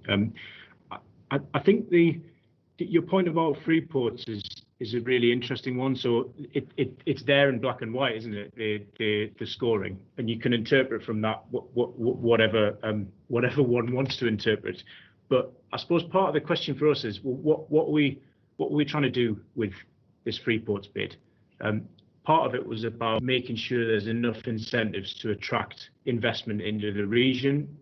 I think we have a healthy pipeline of inward investment into the region. Britishvolt was mentioned, but that's not the only example. And across our sites, which made up the free port, so in the north of Tyne, you're looking at the port in Blyth, Port of Tyne, the airport in Newcastle, some of the enterprise zone along the Tyne. We've got some quite active inquiries in play around inward investment for those sites and the schemes that they might produce. So I think the region's well placed. I mean, would we have liked to be on that list? I think so, definitely. But there are things that we can take from the bid, which are about some of those incentives, about some of the capital schemes that we might need in order to get port side and riverside infrastructure ready, about the connectivity between our different ports and sites, and about the relationship to end users, whether that's Nissan or Britishvolt. There's lots in there that we can take forward and we will take forward through our programs. And I don't think it's the end of the story, should I say. Any more questions or comments for Henry?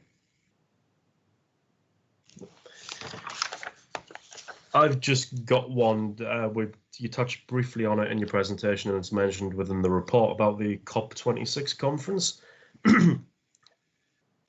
As of yet, does the combined authority have any plans or intention to try and showcase what our climate change agenda, what our ambitions are at this conference? Because it is an international conference and it's a chance to promote what we're trying to do here on an international scale, and maybe the opportunity to attract, investment into the north of Tyne. Especially, personally, I think that's something that should be explored to the fullest opportunity, especially given that one of our members of parliament is essentially the minister responsible for leading this conference. It just wouldn't make sense if we did not engage with this process at all. Let me just come off mute. Yeah, Chair, the really good questions. There's probably two answers to that. One is what we're doing at the conference or at the conference fringe, which is a kind of mega high security global version of a party conference, I suppose, and therefore will not have every single region, local authority, place, business showcasing in the way that might be the case at other conferences. We will definitely be doing work with other M9 colleagues on that. I think the best way of showcasing what we're doing at COP26 in particular at the conference is going to be through doing that where we've got the collective means to get through the door. So, for example, the Mayoral Combined Authority in collaboration with other MCAs, Newcastle as a core city in collaboration with the other core cities, including Glasgow where it's hosted, etc., etc. So we'll use every means that we can. I think the places at the conference and slots at the fringe, if you like, are going to be like gold dust. So we'll do everything we can to make sure that we're there or thereabouts. In terms of activity around COP26, there's a massive opportunity there for us. We're in the early stages of negotiation with some partners about a climate summit for us to put on within the north of Tyne, which showcases what we're all about. And there's huge assets to talk about there, from clean energy to future mobility to kind of just transition in our towns and cities and places. And as you say, we've got good strong links into the right kind of ministerial representation. So we're going to be doing quite a lot over the next 2 or 3 months with our partners to make sure we're maximising that. I probably would say this, and I'm biased, but I think as a combined authority, we've done quite a lot over the last year to put some meaning behind statements of intent on clean growth and on green jobs, and the cabinet taking a decision to bring through a Green New Deal fund, for example, is a really good example of saying, well, this is a problem that's huge and we can't solve on our own, but we can show some leadership. And I think there's every possibility for us to really big up what we're doing in the region as part of that.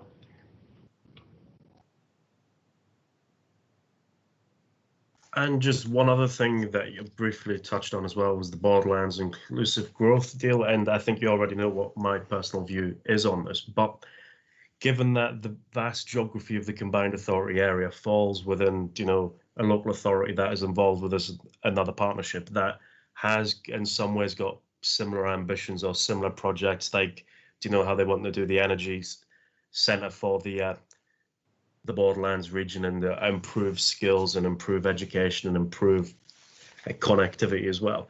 To me, the deal that was signed off, it does seem a bit bizarre that within the governance of that, there's not an opportunity for the combined authority to be sat around the table in an observer capacity at the very least, so that there's no duplication of work or duplication of resources where potential, cross-area projects might benefit. I just think it's quite parochial in the sense of that. And yeah, that's all I had on that. And I would just, if I don't see any other hands, I would just like to thank you for coming to Overview and Scrutiny throughout this year, engaging with us, giving us really detailed reports on what's going on and giving us answers to all our questions, or at least giving us the information out with committee following up.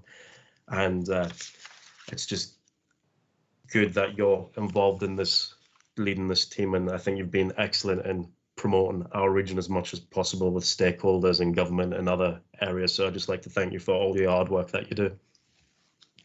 Thank you, Chair. Thank you. And thank you to the committee. Thank you. The team really appreciate all the support. Sorry. So that takes us on to item 8, the Poverty Truth Commission, and leading this we've got Ruth Redfern, who's our Director of Policy and Performance. Hi, nice to see you all. Can I confess that next door to where I am sitting is a bunch of guys removing our windows.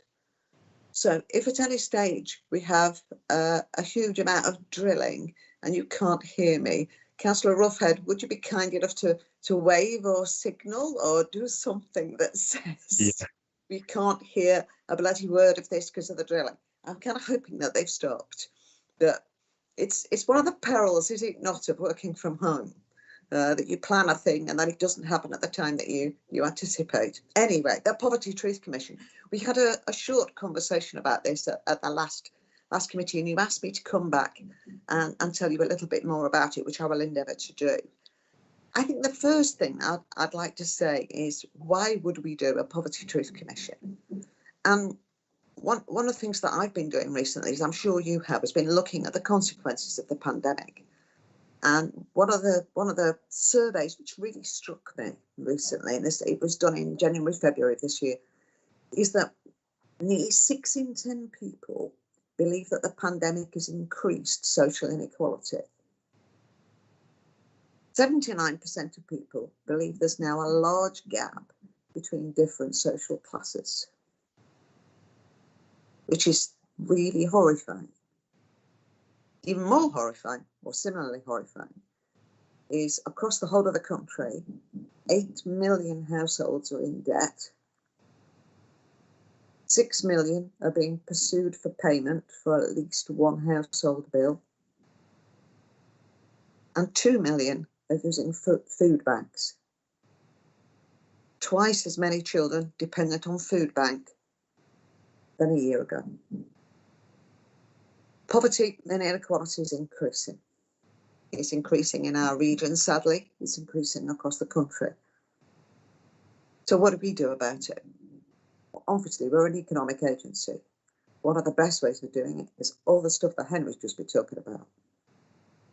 But how do we directly listen and understand what people in poverty lived experiences? What are their lives like? And then how do we make sure that our policies and our practices actually make the difference that we want to make? So in November, the Cabinet agreed that we would do a Poverty Truth Commission. Poverty Truth Commissions are usually about 2 years. They're not a quick fix by any means. Partly because you have to build the capacity of people who are in those circumstances to be able to communicate their lives.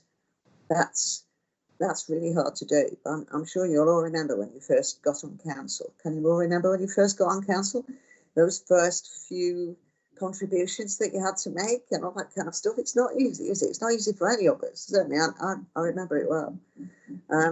So actually asking people who are in difficult situations to communicate what's happening to them is really hard. So you build the capacity, and the thing takes around 2 years. It's usually supported by a local authority, but not run by one. So we won't run it. We will commission others to do it. We'll also do it in partnership. The Community Foundation has very, very kindly agreed to help fund it. And we're anticipating, as I think I said last time, that Joseph Rowntree Foundation will also be making a contribution to running this as well. And it won't just be a cash contribution, it will be a support contribution. So they're working with us to make sure that we're doing the right things in the right way and that we commission the right people to make sure that it works. We have talked to a lot of colleagues across the country about their Poverty Truth Commissions. There hasn't been one in a combined authority before. So there hasn't been one in this kind of patch, except that Leeds is probably about the same size as the North of Tyne. So in population terms, we've had similarly sized ones, but not in a combined authority. There also obviously hasn't been one after a pandemic. So there's much to learn. So what basically happens? You get people who have lived experience of poverty working with business and community and civic leaders to talk through what has happened to them and what those lessons have shown. That's facilitated professionally, supported, and then all of the people who are involved can then start to unpick what they might do to change policy and practice to ensure that the people who are in poverty benefit absolutely directly from what you do. So we will have a role in there so that when we're working on all of our inclusive economy objectives, we are listening to people in poverty and ensuring that we don't make silly mistakes and create barriers that we don't want to create inadvertently. So we'll be learning, our local authorities will be learning, business leaders will be learning, and some of the community leaders will be learning. And that's basically the plan in a nutshell, Councillor Rufford. So over to you for any questions. Thank you for that. Ruth, I see the Vice Chair's got a question, so I'll defer to her.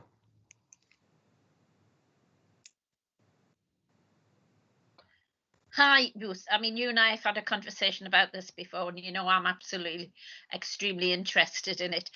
And I'm pleased to say that Bishop Christine's involved because obviously she has a lot of experience as well.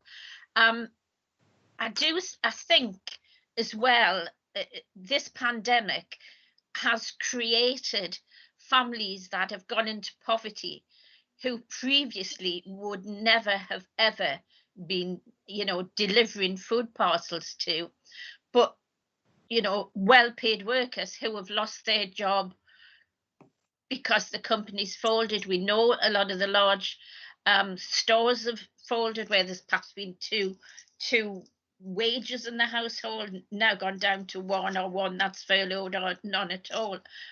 And I think one of the things that we need to do is that we need to speak to the community workers, the volunteers, and I've said this all to you before, who are on the ground and who are delivering the parcels and who can see the wide range of families and elderly and vulnerable that have been so affected by this pandemic.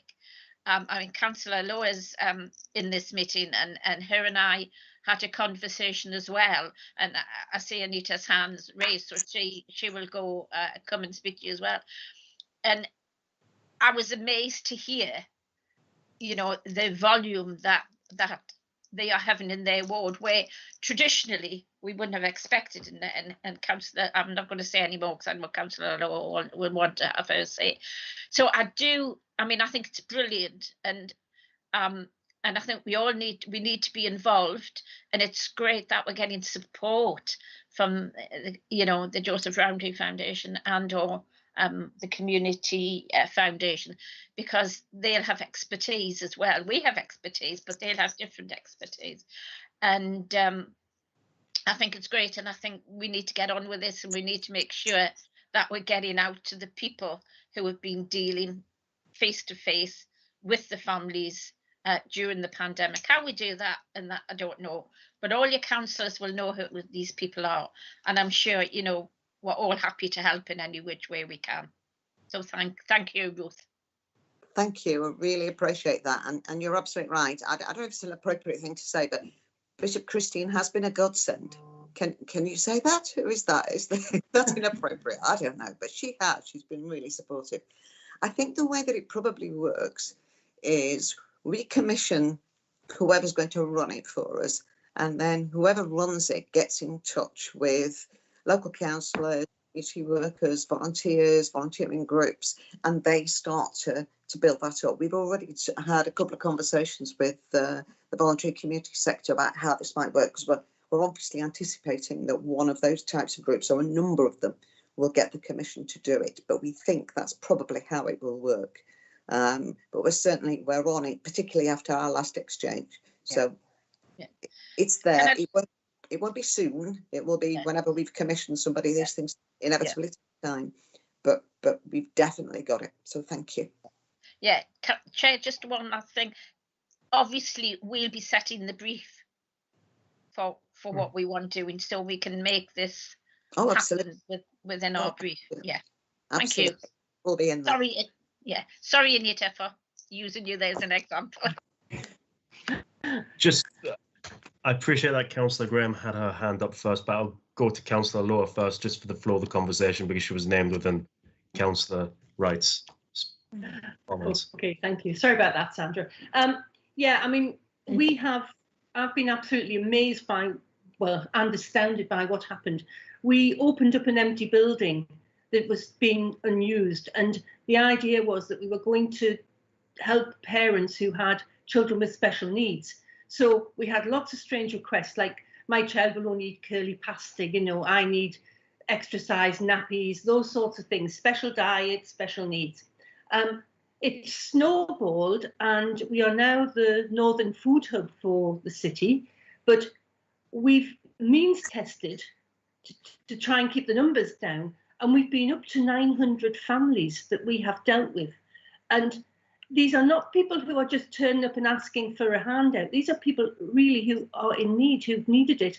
And it's been an absolute eye-opener, because, you know, we are classed as probably a semi-affluent ward, mainly because we have things like Kingston Park and the Great Park in there. But a lot of the poverty has come from those sorts of places. It's hidden. And what we've found is that it's not so much the people who are on the benefits, it's the people who just don't hit the benefit scale. And, you know, it's people who have to feed their children and don't have free school meals and don't get vouchers, but suddenly, you know, they've got 2 or 3 kids at home and got to feed them all day, every day. And they fall between the benefit system and what they can get and being classed as being able to live comfortably, and it doesn't work. We had a stage where we were doing packed lunches for children, and we did sandwiches, drinks, fruit, you know, the usual sort of packed lunch thing.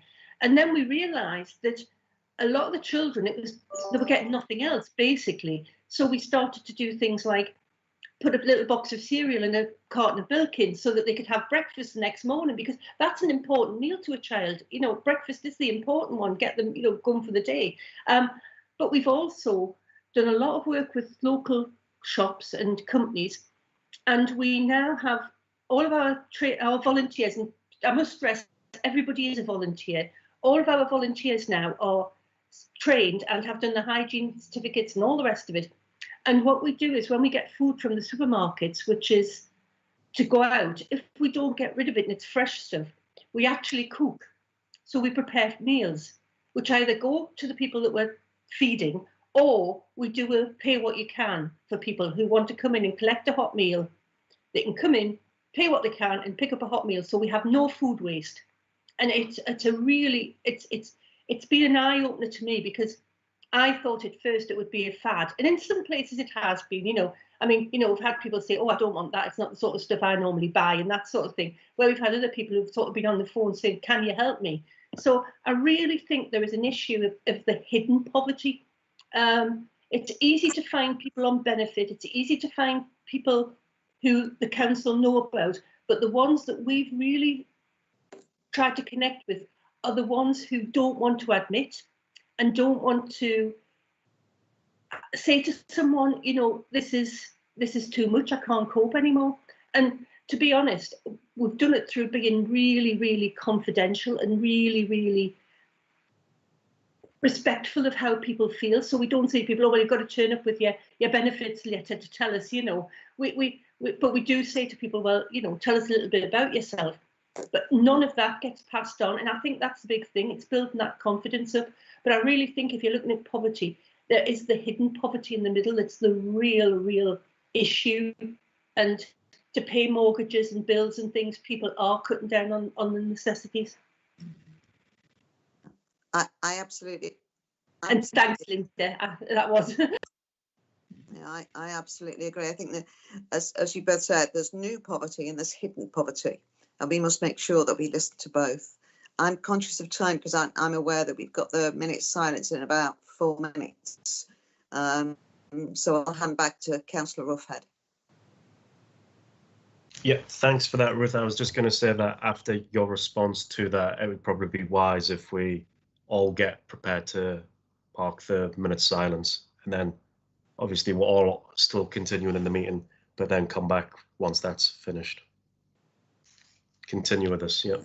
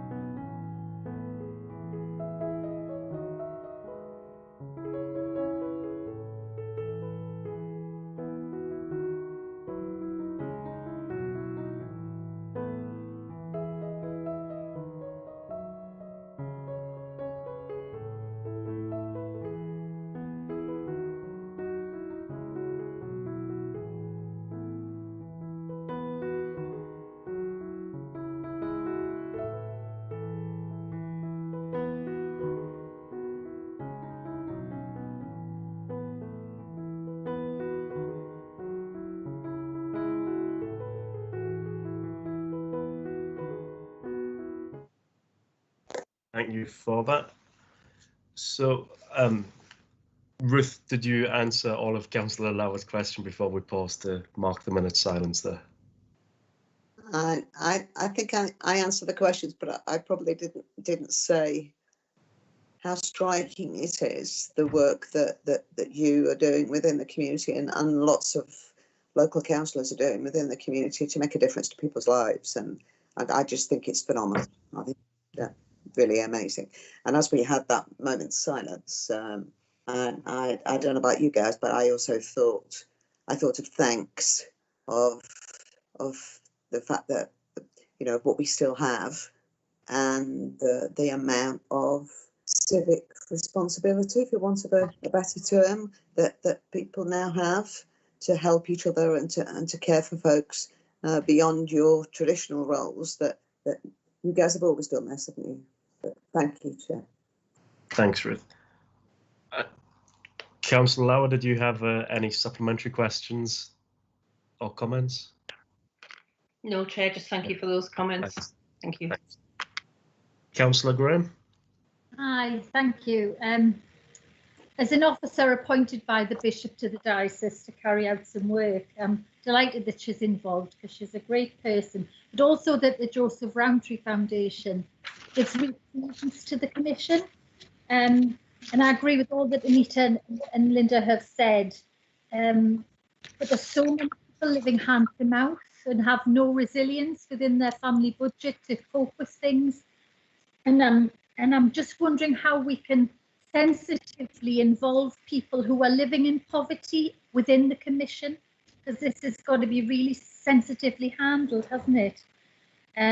People are living in such straitened circumstances, so that it's not seen as paternalistic or patronising in any sort of way.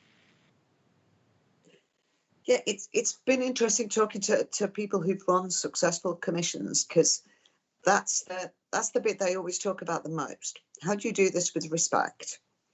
Know that, you know, what is it? We're all two points away from poverty ourselves, and also knowing that what your colleagues have already said, which is some of this is hidden poverty, some of this is new poverty. So it's shocking and disturbing for families and people who find themselves in these circumstances. So the idea that, you know, okay, attend this meeting and just tell us what you think, it doesn't fly, does it? We all know it doesn't fly. So people have used all kinds of different techniques. Gateshead used a fascinating technique using arts and people coming to different kind of artistic activities and all that kind of stuff. Other people have done almost coaching type stuff where people have been coached to tell stories, a kind of a storytelling kind of approach, so that they can do that. There's been a whole raft of different approaches, and it's one of the reasons why we're so keen to use Joseph Rowntree Commission contacts, because they've probably got the best range of people who have done this before. And it's also why, as I said earlier, it will take us some time. You know, this is not a quick fix, but you have to do the pre-work in order to make it work. So you have to do whatever projects and capacity building and all that kind of stuff first before you can get to the point where people can tell their stories. So we're really mindful of that, and we'll use whatever techniques we can. Obviously, the rider to that is, can you do it virtually? Do people have the digital inclusion necessary to, you've talked about digital inclusion before, necessary to do that? If we can't do that, what other alternatives are there? So we have other hurdles to climb, but we're determined to make sure that we do this with respect. Thanks very much. Any more questions or comments for Ruth? No. Just following on from what my colleagues have said, I would wholeheartedly agree with the whole emphasis on this is to try and find the truth, isn't it? But that's in the name of it, what the real poverty issues are within the North of Tyne Combined Authority area. And I would agree that there's got to be a strong emphasis put onto what we would say is the hidden poverty of the unknown people who could fall within poverty parameters, and what is the working poverty as well, because it's maybe defining what we mean by poverty as well, because just thinking of people that I know, and we've all probably got people that we all know as well, there's people who, you know, hold a 9-to-5 job, having a maybe what some would consider a decent income, but still fall, you know, within just above the line, and they are considered like working poverty, and having to make sacrifices in terms of other things to be able to afford to feed themselves and the families.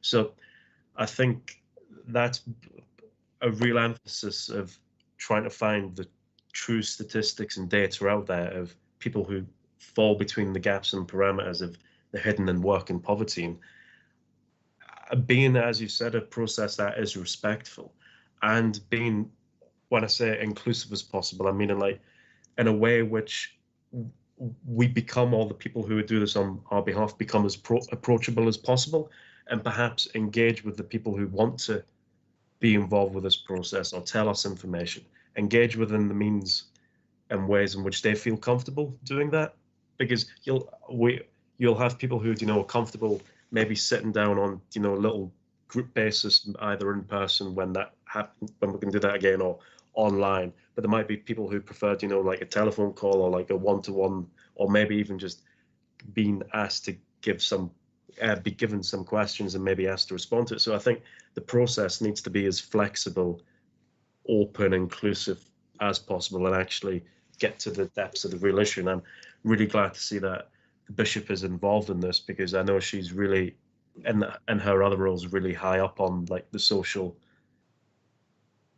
agenda. So yeah, I think it's really good, and it's good that we've got these key strategic partners involved as well, and it's not just a case of them pumping money into it, that they actually want to work with us, you know. And looking at the report, I was pleased to see, as chair of this committee, you included the phrase co-production, because obviously we all know that we've got a working group on that as this committee. So it's good to see how that can all tie in. And just for a question rather than just commentary, I think it's important, with it being such a long period in terms of, you know, what we would consider to be a piece of work undertaken, but I appreciate this is what the average time for a Truth Commission is. It's important that we as Scrutiny, or as the combined authority, keep, you know, a watching eye on it and monitor it from a distance to make sure that whatever objectives or targets we set as a combined authority for the Commission, that those are being met, and if they're not, at least provided, you know, with information of why not. Is it a case of, you know, infrastructure? Does it need more resources to undertake it? So I think it's probably worthwhile it being reported back, maybe, you know, every 6 months, just a little update on how we are getting on with this project. Happy to report back every 6 months. The targets will be deliberately, I suppose the term is loose, on the basis that what you want for it to happen ideally is for it to be a spontaneous, evolving piece of learning. So if you set, it's one of the things we've learned from other people by listening to other people, if you set too specific targets, then you might not meet them, because that's not the direction of travel that the people you're involving want to go in. So you've got to be quite canny about this, and make sure that, yes, you get some clear outcomes, and you make sure you've got some good outcomes, but you don't set them too rigidly. Yeah. So that's gonna take a bit of skill as well.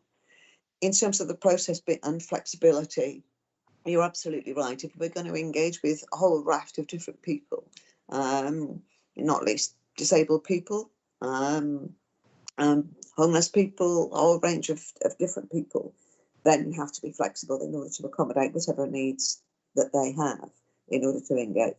And that will be part of the brief as well. Definition of poverty. My instinctive definition of poverty is usually defaults to the Joseph Rowntree definition of poverty, because that's been the one that's most widely accepted. And it isn't necessarily, as you quite rightly say, just income based. Because income might be one thing, but outgoings are quite a lot.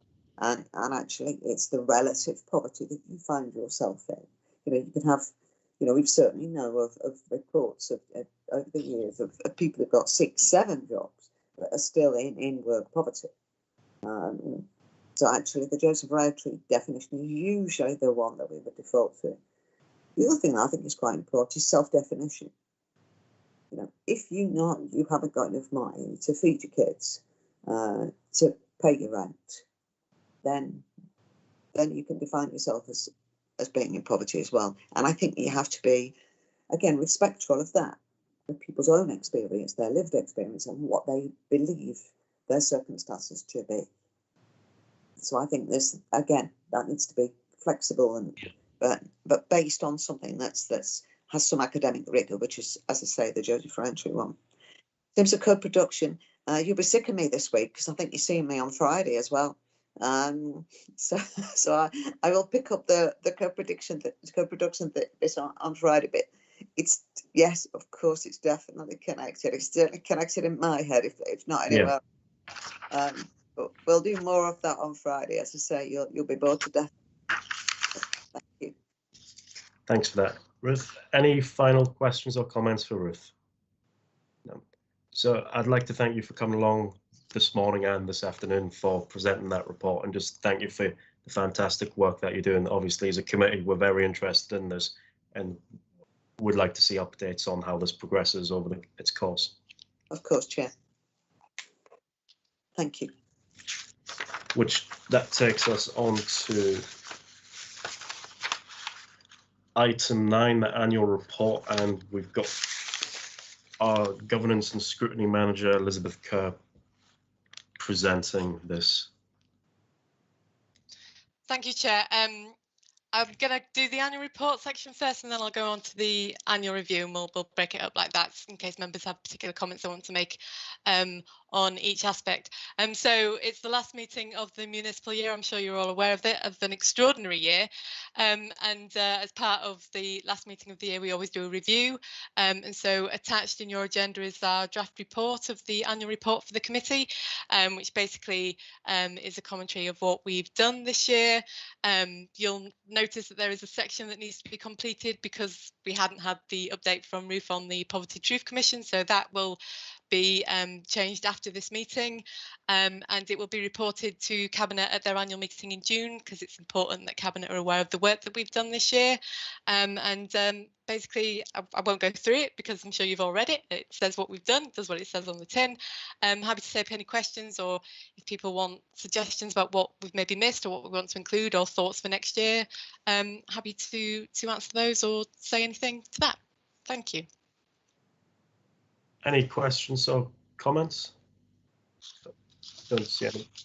Just from the chair, what I would say, just we formally note this, of course, and understand that this is still a draft, approve it as it is, but understanding that the part, on this meeting that we've just had is obviously written up and can be circulated and shared with members and agreed by email, and of course changes to the committee membership as well, just replace names and photographs. But aside from that, I think it's a very good report on covering what we've done over this year.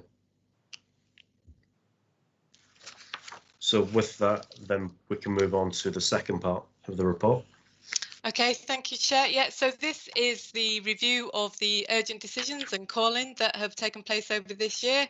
Nearly all of the urgent decisions have been related to the coronavirus pandemic, which probably shouldn't come as a surprise to any. The first one was straight after, a year ago when the first lockdown was announced and there wasn't the regulations in place to be able to have virtual meetings. Who would have thought a year ago that we would all be as comfortable as we now are having virtual meetings? But the legislation wasn't in place last year, so the decisions that were expected at the Cabinet meeting were done as urgent decisions. And also the committee will be familiar with the statement of accounts, and also that decision was taken as exempt from call-in due to the time frames, because we were at the end of the queue, and there wasn't time after the decision was made to meet our statutory deadline for publication. So that was an urgent decision exempt from call-in. In April last year, we took over the role of the responsible accountable body for the North East LEP, and one of their decisions was urgent, and that was in immediate response to the COVID pandemic, the government support that spotted some gaps to some of our businesses, so they wanted to do something to fill that. So that was an urgent decision. And the last one, which was last week and isn't in this report because it was only taken last Friday, so I must mention that. But you will have all been notified, as you always are, as members of the committee, when we take these decisions about funding swaps. And that was a decision that was taken by the LEP board last Thursday. It was made as an urgent decision because it would normally have taken place at the end of the month with all the LEP decisions. We take them at the end of the month under delegated powers. But because of the new financial year, the funding swap need to have been taken earlier, so we had time for the call-in period. So that decision was moved forward. Obviously, this has been noted for next year, and we'll make sure that all those decisions allow the time for, you know, for the end of the year processes to be done after that. Happy to take any comments or reflections from the committee about this process. It's literally just reporting the facts. Thank you, Chair. Any comments or questions for Liz? Are we happy to note the report? I see heads nodding, so thank you for that, Liz. Thank you. Which takes us on to our last item of business. The date and time of the next meeting. The next meeting, obviously subject to Cabinet agreement at the annual meeting, is scheduled for the 29th of June 2021 at 10 a.m. So I'd like to thank everybody, members and officers, for their time this morning, coming along to Overview and Scrutiny Committee. I think we've had a good, productive meeting, and I'd just like to thank any members of the public who've been watching this meeting for taking an interest in the North Tyne Combined Authority, and just wish you all well. Thank you.